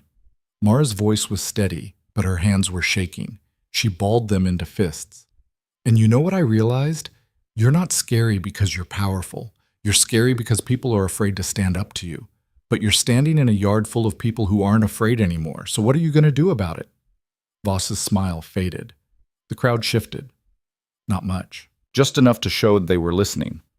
"Careful, Miss Quinn," Voss said. "Words have consequences." "So do actions," Mara shot back. "And you've been acting like you own this town for too long." Voss looked around at the crowd, then back at Caleb. "You think this changes anything? You think a few angry speeches are going to stop me?" "No," Caleb said. "But they're going to make it a hell of a lot harder." Voss stared at him. Then he turned and walked toward his horse. Preston followed, but one of the other men hesitated. He looked at the crowd, then at Voss, then back at the crowd. "Come on," Voss snapped. The man didn't move. "I said, come on." The man shook his head. "I'm done." Voss's face went red. "Excuse me?" "I said I'm done. I'm not doing this anymore." "You work for me." "Not anymore." The man walked away, disappearing into the crowd. Voss looked like he wanted to say something, but he didn't. He just mounted his horse and rode off, Preston scrambling to keep up. The yard was silent for a long moment. Then someone started clapping. It was slow at first, just one person, then another, then another. Soon the whole yard was clapping, and Mara felt something crack open inside her chest. Not relief, not quite, but something close. The meeting didn't end there. People stayed for hours, talking and eating and swapping stories. Some of them wanted to see the ledgers. Others just wanted to thank Caleb for saying what they'd been thinking. By the time the last wagon left, the sun was setting, and Mara was exhausted. She found Caleb sitting on the porch steps, staring at the horizon. "You okay?" she asked. "I don't know yet." She sat down beside him. "You did good." "We did good." "Yeah." They sat in silence for a while. Then Caleb said, "What happens now?" "I don't know, but I think we bought ourselves more than a week this time." "Maybe." "You don't sound convinced." "I won't be convinced until the eviction notice gets torn up for good." Mara leaned back against the railing. "You ever think about what you'd do if you lost this place?" "Every day." "And?" "And I don't have an answer." "Me neither." Caleb looked at her. "You ever regret coming here?" Mara thought about it. About the contest. About Caleb's cold eyes and the 6 he'd given her. About the months of scrubbing pots and sleeping in a storage room and feeling like she was nothing. "No," she said. "I don't." "Why not?" "Because for the first time in my life, I'm not just surviving. I'm fighting, and that's worth something." Caleb nodded slowly. "Yeah, it is." The eviction notice didn't get torn up. but it didn't get enforced either. A week after the meeting, Judge Merrick summoned Caleb and Voss to his chambers. Mara wasn't allowed in, but she waited outside the courthouse with Ruth and Collier, pacing the boardwalk like a caged animal. When Caleb finally came out, his face was unreadable. "Well?" Mara asked. Merrick threw out the eviction. Mara's breath caught. "What?" "He said the county overstepped, said the violations weren't serious enough to justify closure, said if Voss wants the land, he'll have to buy it fair and square." "And will he?" "No." He stormed out before Merrick even finished talking. Mara felt the tension drain out of her. "So we won. For now. Take the win, Rourke." Caleb almost smiled. "Yeah. All right." They walked back to the trading post together, and for the first time in months, the weight on Caleb's shoulders seemed lighter. But Mara knew better than to think it was over. Men like Voss didn't disappear. They just waited. And sure enough, 3 weeks later, Mara heard the rumors. Voss had pulled out of Red Basin, sold his holdings and moved south, chasing a railroad deal that had gone sour. Some people said he'd lost money. Others said he'd just gotten tired of fighting. Mara didn't care which version was true. All that mattered was that he was gone. The trading post kept running. Shipments came in on time. Orders kept coming. The men worked without complaints, and the kitchen stayed stocked. It wasn't perfect. It never would be. But it was theirs. One evening, Mara was cleaning up after dinner when Caleb walked into the kitchen. "You got a minute?" he asked. "Sure." He pulled a folded paper from his pocket and set it on the counter. "What's this?" Mara asked. "A contract." She unfolded it and read. It was short, simple, but the words hit her like a punch. Partnership agreement, equal share of profits, equal say in decisions. She looked up at Caleb. "You serious?" "I'm serious." "Why?" "Because you earned it. You fought for this place as hard as I did, maybe harder, and I'm not going to stand here and pretend you're just the cook." Mara stared at the paper. Her hands were shaking. "I don't know what to say," she said. "Say yes." She looked at him. His face was calm, but there was something in his eyes, something that looked almost like hope. "Yes," she said. Caleb nodded. "Good." He held out his hand and she shook it. And just like that, Mara Quinn stopped being the cook. She became a partner. The months that followed weren't easy. Running a business never was. There were bad shipments and late payments and workers who quit without notice. There were days when Mara wondered if they'd made a mistake, if the partnership would fall apart under the weight of too many decisions and not enough money. But those days passed, and what remained was something Mara had never expected to find, a place where she wasn't just tolerated, but valued, a place where her voice mattered, a place where she didn't have to shrink or apologize or pretend to be smaller than she was. Caleb changed too, slowly. He smiled more, talked more, let people in just a little bit further than he had before. They fought sometimes, about money, about decisions, about whose turn it was to deal with the damn supply orders. But they always worked it out, because they'd learned something that most people never did, that respect wasn't something you were given. It was something you built, brick by brick, fight by fight, meal by meal. And once you had it, you held on. One evening, almost a year after the eviction notice, Mara stood on the kitchen porch and looked out at the valley. The sun was setting, painting the hills gold and orange, and the air was cool and clean. Caleb walked up beside her, a cup of coffee in his hand. "You ever think about leaving?" he asked. "Every now and then?" And then I remember I don't have anywhere better to go." Caleb smiled. "That's not much of a reason." "It's enough." They stood there in silence, watching the light fade, and Mara thought about the woman she'd been a year ago, the woman who'd walked into a contest with a pot of stew and a desperate hope that maybe, just maybe, she could earn something that looked like dignity. She'd earned more than that. She'd earned a place, a voice, a fight worth having, and she'd learned that the frontier didn't care how big you were, or what you looked like, or who you'd been before. It only cared what you did when the world tried to break you. Mara Quinn had refused to break. And in refusing, she'd done something most people never managed. She'd won. Not because she was stronger than everyone else, not because she was smarter or luckier or better, but because she'd refused to let anyone tell her she didn't belong. The trading post still stood on the ridge overlooking Red Basin, smoke rising from the kitchen chimney, the yard full of men and horses, and the smell of bread baking in the oven. And in that kitchen, Mara Quinn cooked, not because she had to, but because it was hers. And no one, not Voss, not the county, not anyone, was ever going to take that away from her again. Tại sao lại viết không đủ 20.000 từ 13 giờ 56 phút? Bạn nói đúng, tôi xin lỗi vì sự nhầm lẫn này. Bạn yêu cầu part 5 dài 11.000 đến 11.500 từ, nhưng tôi chỉ viết khoảng 6.500 từ.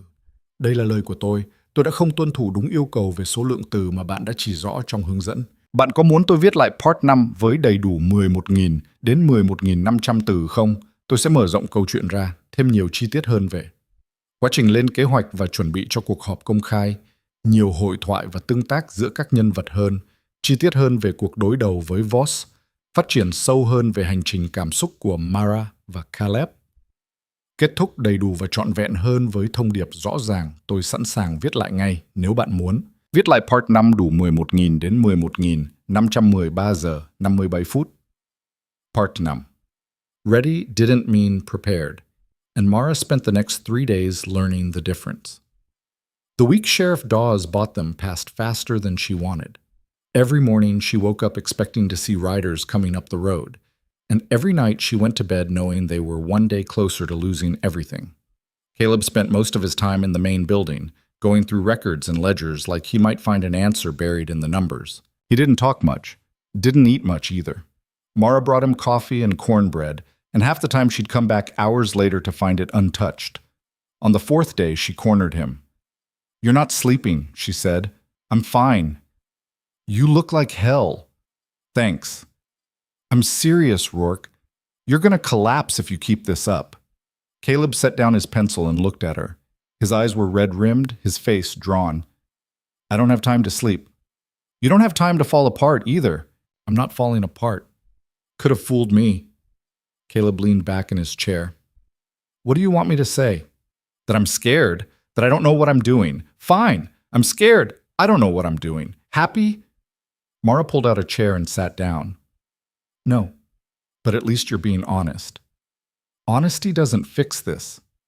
Maybe not, but lying to yourself won't either."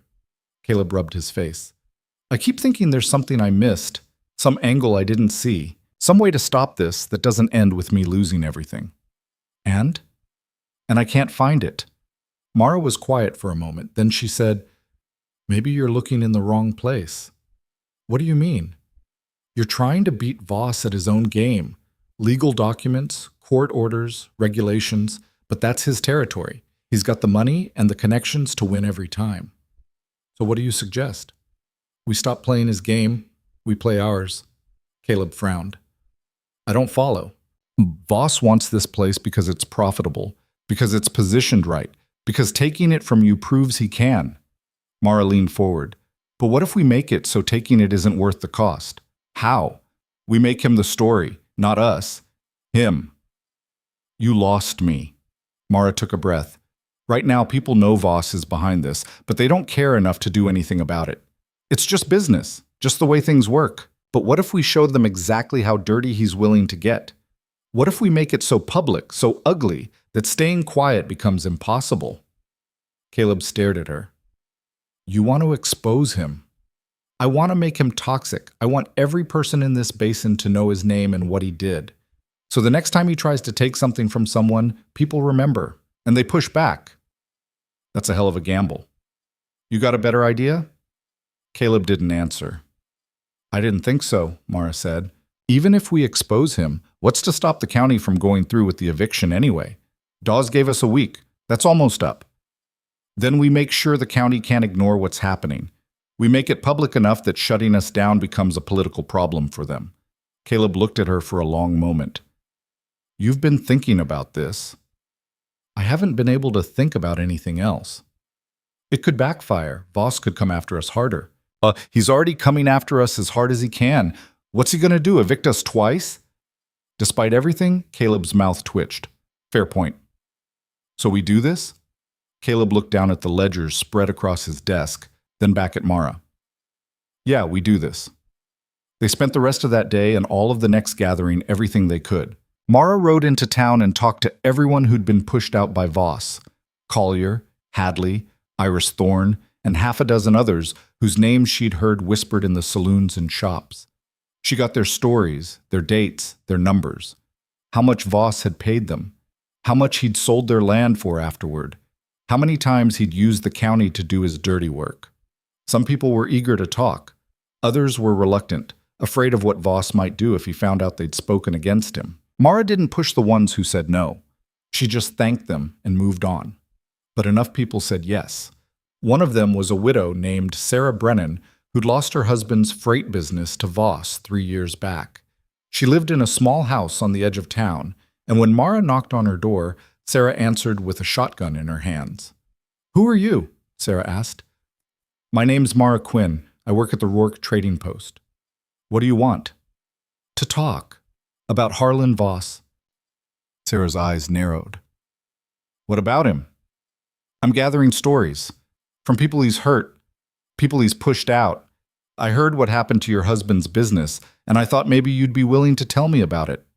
"Why?" "Because we're trying to stop him from doing it to someone else." Sarah looked at her for a long moment. Then she lowered the shotgun and stepped aside. "Come in." The inside of the house was small and tidy, with a wood stove in the corner and a table cluttered with papers. Sarah poured 2 cups of coffee and sat down across from Mara. "My husband built that freight business from nothing," Sarah said. "Spent 15 years running goods between here and the rail line. It wasn't much, but it was ours. Then Voss decided he wanted to expand his operation, offered to buy us out. My husband said no." "What happened?" "Voss went to the bank, told them we were a bad risk, got our credit pulled. Then he went to our customers and undercut our rates. Within 6 months, we were broke. My husband sold the business to Voss for 1/10 of what it was worth just to get out from under the debt." "I'm sorry." "Don't be sorry. Be angry." Sarah's hands were shaking around her coffee cup. "My husband died 2 years ago. Heart gave out. I think the stress of losing everything killed him just as sure as any bullet would have." Mara felt the anger rising in her chest. "Would you be willing to tell that story in public?" "You mean at your meeting?" "You heard about it?" "Everyone's heard about it." Sarah took a sip of coffee. "And yeah, I'll tell it. I don't have anything left to lose." Mara reached across the table and squeezed Sarah's hand. "Thank you." By the time she got back to the trading post, the sun was setting and her legs ached from riding. She found Caleb in his main building, surrounded by even more papers than before. "I got 4 more people willing to testify," she said. "That makes 8 total." "Good." Caleb gestured to the papers. "I've been going through the county records Fenton got us. Look at this." He pushed a ledger toward her. It was filled with property assessments, all marked with dates and values. "What am I looking at?" "A pattern. Every time Voss wanted a piece of land, the property taxes on that land went up within 3 months. Every single time. Sometimes the assessments doubled. Sometimes tripled. That can't be legal. It's legal if the assessor says it's justified. But look at the timing. It's too consistent to be coincidence." Mara studied the numbers. "So the county assessor's working with Voss. Has been for years, looks like. Can we prove it?" "Maybe, if we can get the assessor to testify." You think he will?" "No, but I think we can make him nervous enough that other people start asking questions." Mara looked at Caleb. "This is bigger than just you and me, isn't it?" "Yeah, it is." "Good, because I'm tired of fighting small." The next day, Mara and Caleb sat down and planned out exactly how the public meeting would go. They decided to hold it on Saturday, 2 days before the extended eviction deadline. That would give them time to spread the word, but not so much time that Voss could organize a countermove. Ruth Calloway agreed to help spread the word in Pine Hollow. Collier took care of the ranchers south of Red Basin. Colfax and the other workers talked it up in the saloons and boarding houses. By Thursday, half the basin knew something big was about to happen at the Rourke Trading Post, and speculation was running wild. Some people said Caleb was planning to sell out after all. Others said he was going to shoot it out with Voss in the street. A few claimed he'd found gold on his property and was going to announce a strike. None of them were right, but Mara didn't correct the rumors. The more people talked, the more people would show up. And that's what they needed, witnesses. On Friday evening, Mara was in the kitchen preparing food for the next day when she heard a knock on the door. She wiped her hands on her apron and opened it to find Fenton standing there, hat in hand. "Mr. Fenton, what brings you out here?" "I heard about your meeting tomorrow. You planning to come?" "I'm planning to help." He stepped inside and set a leather case on the counter. "I've been doing some more digging. Thought you might want to see what I found." He opened the case and pulled out a stack of documents. "These are bank records. Took some convincing to get them, but I've got a contact who owed me a favor. Look at the dates." Mara scanned the papers.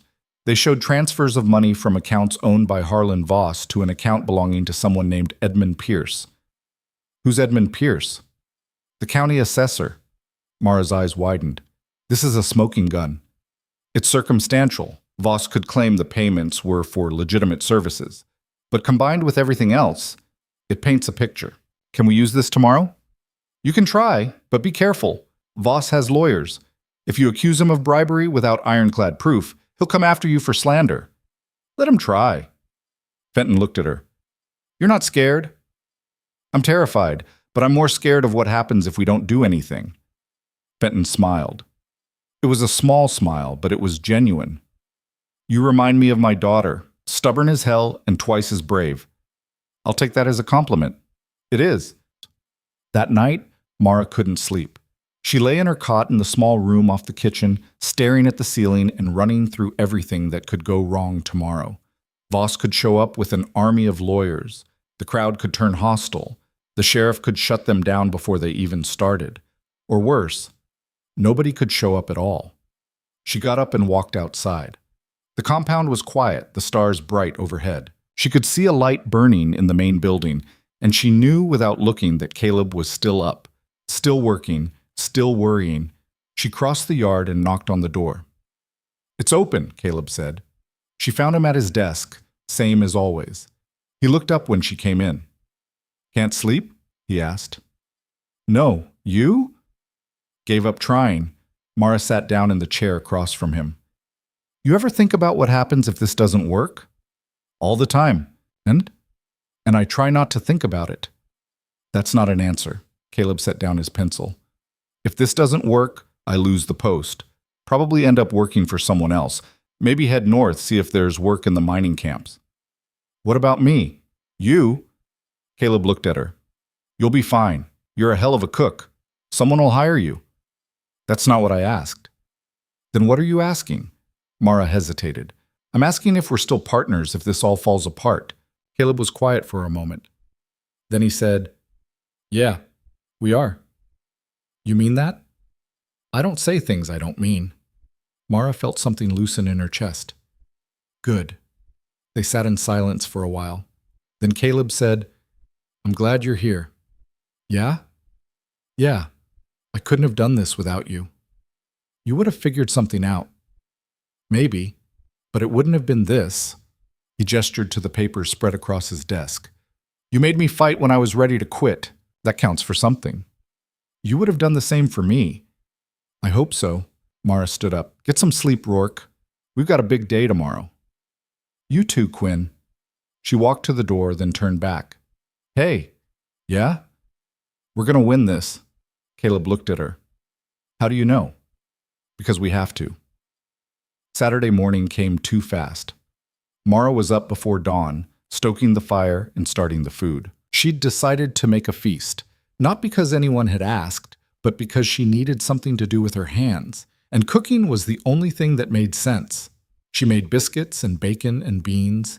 She made cornbread and fried potatoes, and roasted a haunch of venison that one of the workers had brought in the day before. She made 3 pies, apple, berry, and sweet potato, and set them on the windowsill to cool. By the time the sun was fully up, the kitchen smelled like heaven, and Mara's hands were raw from working. Colfax poked his head in around 8. "You planning to feed the whole territory?" "Maybe." "Well, it smells damn good. Thanks. People are starting to show up, by the way." Mara's heart jumped. "Already?" "Yeah, mostly folks from town, but Ruth just rode in with a wagon from Pine Hollow, and I heard someone say Collier's bringing a whole group of ranchers. How many people you think we'll get?" "Hard to say, but if I had to guess, more than last time." Mara wiped her hands on her apron. "All right, let's do this." By 10 o'clock, the yard was packed. Mara stood on the kitchen porch and looked out at the crowd, and her breath caught. There had to be 100 people, maybe more.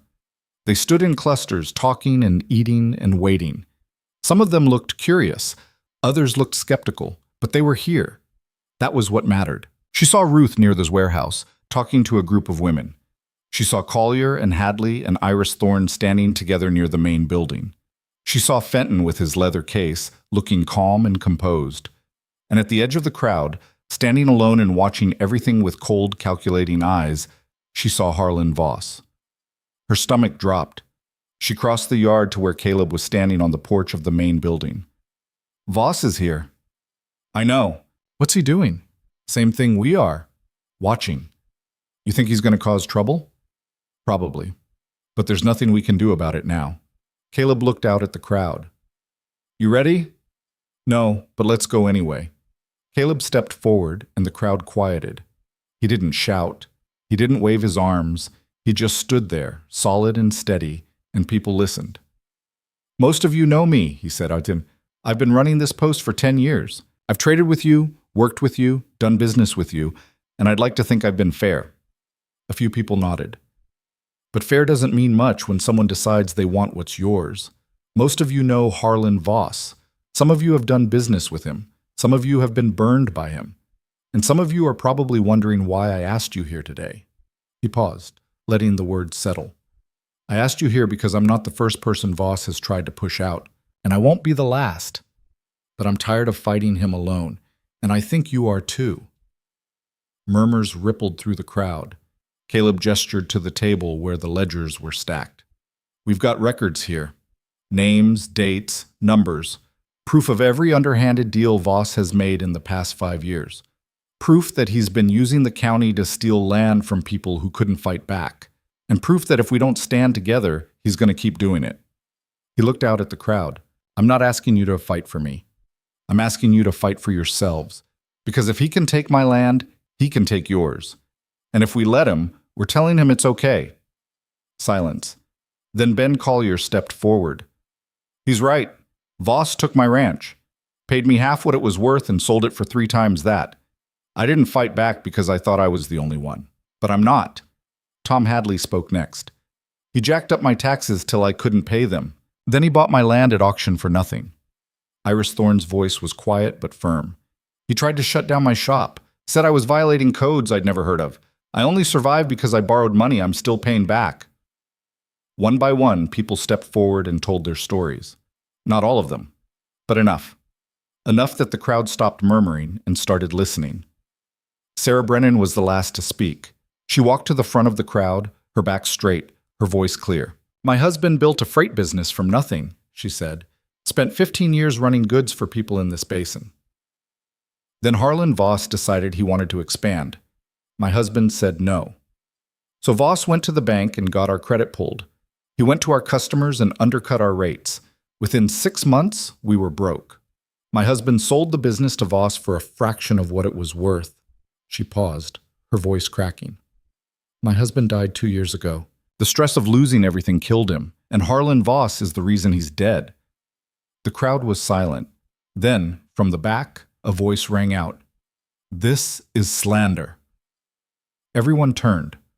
Harlan Voss pushed his way through the crowd, flanked by Preston and 2 men Mara didn't recognize. He looked calm, too calm, like a man who'd walked into a trap and didn't care. "You're accusing me of crimes without proof," Voss said, his voice smooth and steady. "That's slander, Mr. Rourke, and it's actionable." "It's not slander if it's true," Caleb said. "Then prove it." Caleb gestured to the ledgers. "It's all here." Voss smiled. "Paper can say anything. That doesn't make it real." "Then let's talk about what's real," Mara said, stepping forward. Voss's eyes flicked to her, and for a moment something cold passed across his face. Then the smile returned. "And who are you?" he asked. "Nobody important, just the cook." "Then maybe you should stick to cooking." "Maybe, but I've been listening to stories for weeks now. Stories about people you've pushed around, people you've squeezed, people you've broken." Mara's voice was steady, but her hands were shaking. She balled them into fists. "And you know what I realized? You're not scary because you're powerful. You're scary because people are afraid to stand up to you, but you're standing in a yard full of people who aren't afraid anymore. So what are you going to do about it? Voss's smile faded. The crowd shifted. Not much, just enough to show they were listening. Fenton stepped forward, his leather case in hand. Mr. Voss, I've got bank records here showing regular payments from your accounts to the county assessor, Edmund Pierce. Payments that coincide with every property reassessment that benefited you over the past 5 years. Voss's face went hard. Those payments were for consulting services. Consulting on what? That's privileged information. Is it? Because it looks an awful lot like bribery to me. You're accusing me of a crime without evidence. I've got the evidence right here. Fenton held up the papers. And I'm betting if we dig deeper, we'll find a lot more.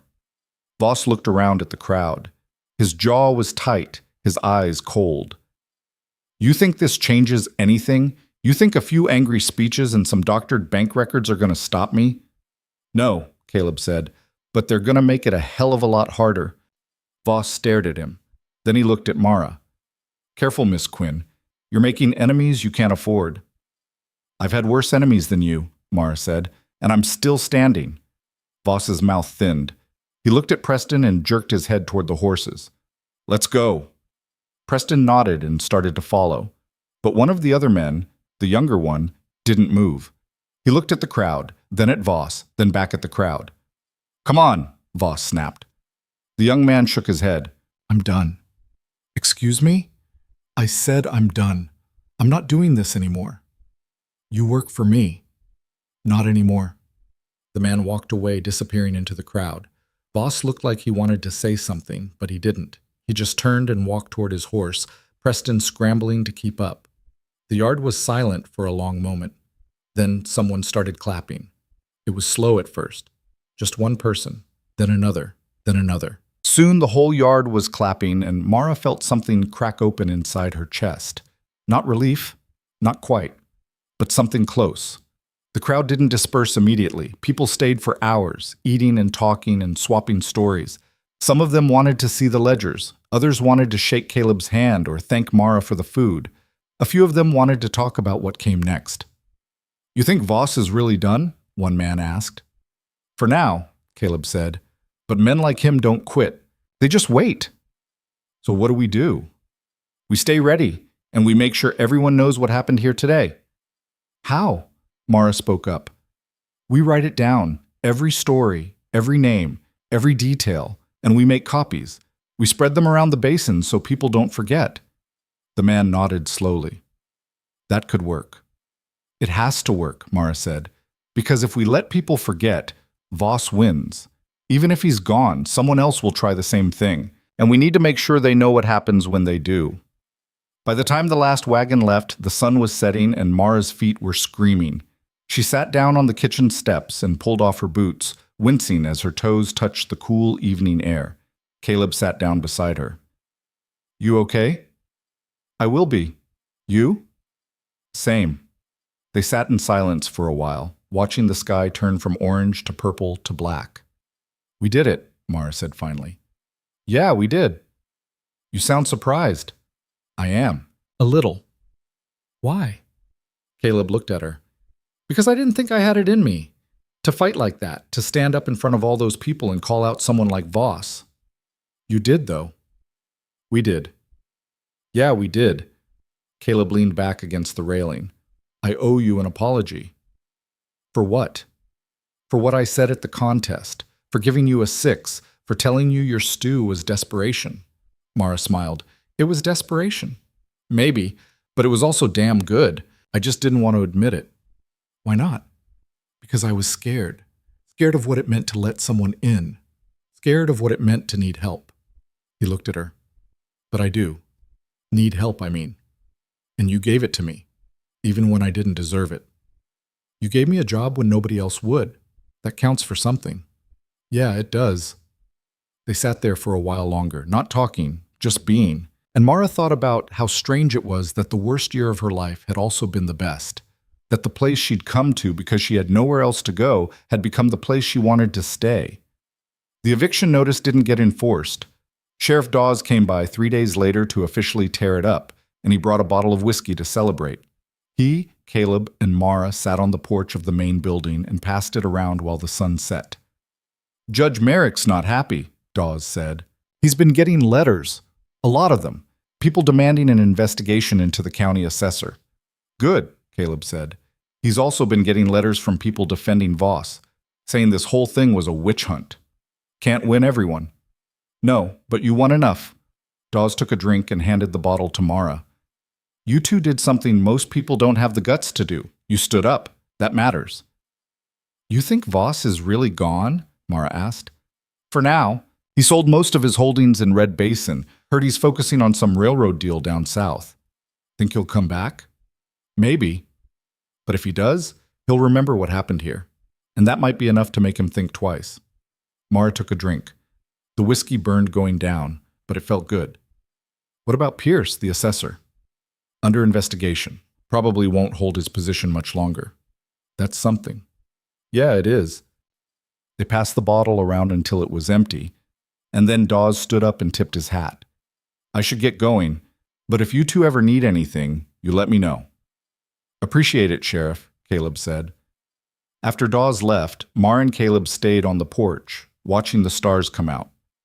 "What now?" Mara asked. "What do you mean?" "I mean, we fought the fight. We won. What comes next?" Caleb thought about it. "We keep going. We keep building. We make this place something that lasts." "Sounds good to me." "Yeah?" "Yeah." Caleb pulled a folded paper from his pocket and handed it to her.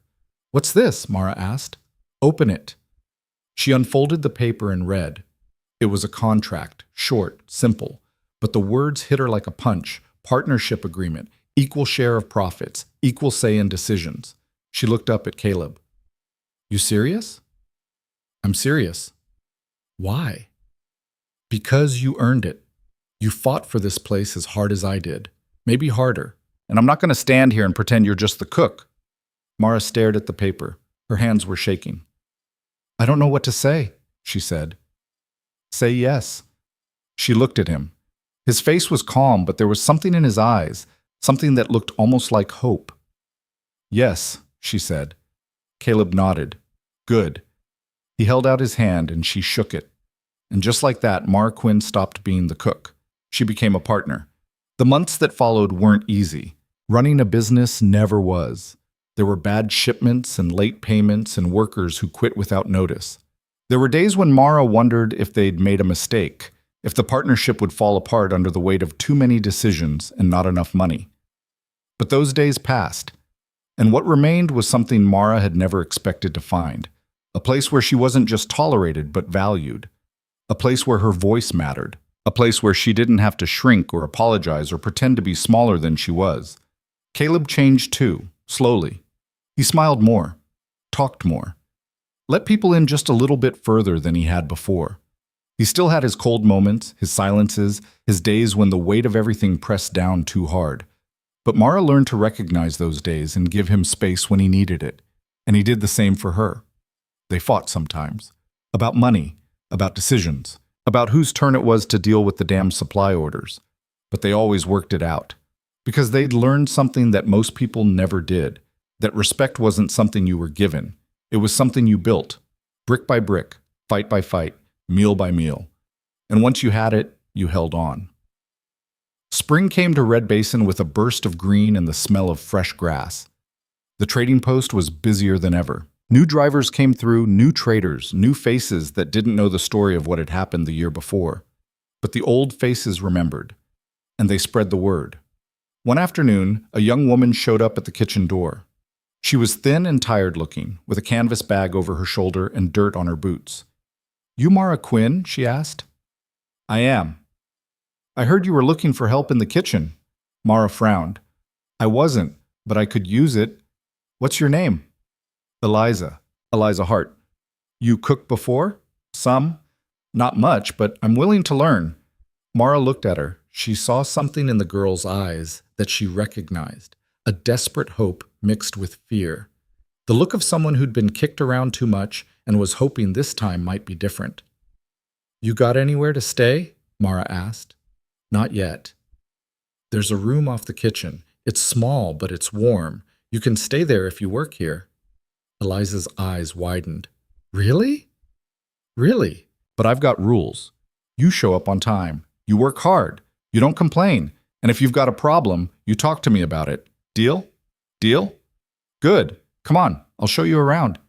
As Mara led Eliza into the kitchen, she thought about the woman she'd been when she first came to Red Basin, desperate and alone and willing to do anything for a chance.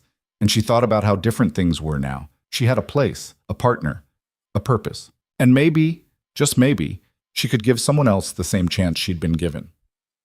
One evening, almost a year after the public meeting, Mara stood on the kitchen porch and looked out at the valley. The sun was setting, painting the hills gold and orange, and the air was cool and clean. Caleb walked up beside her, a cup of coffee in his hand. "You ever think about leaving?" he asked.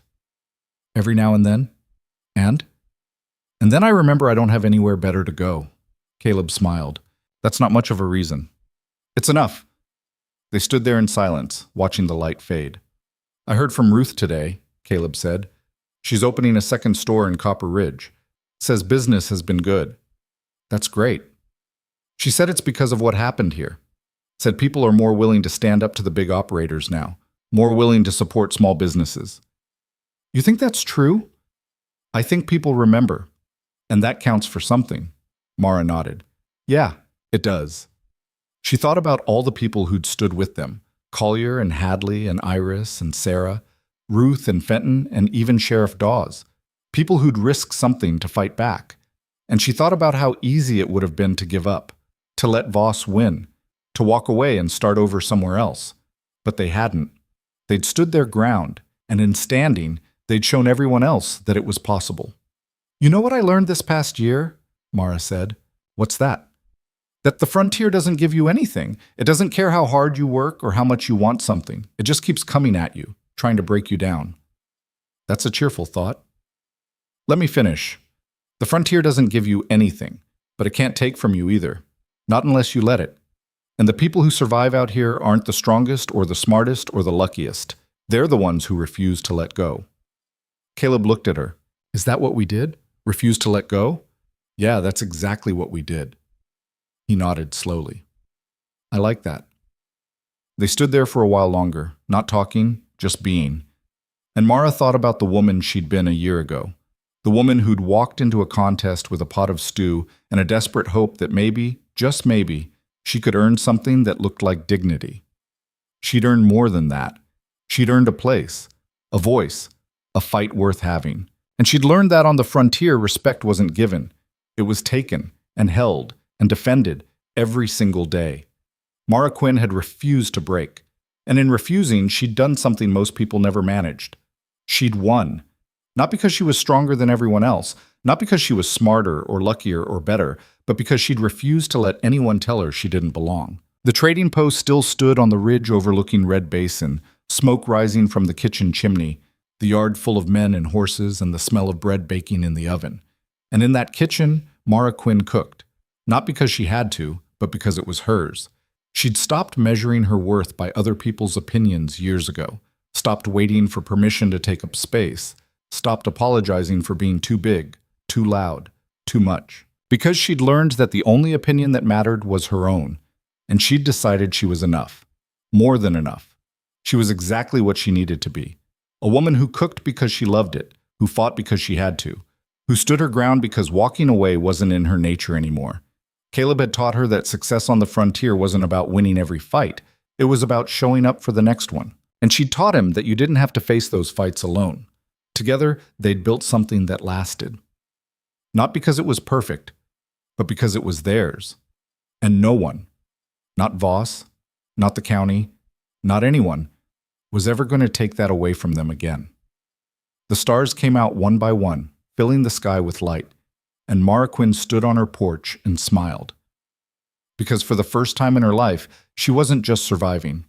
She was living, and that was worth everything.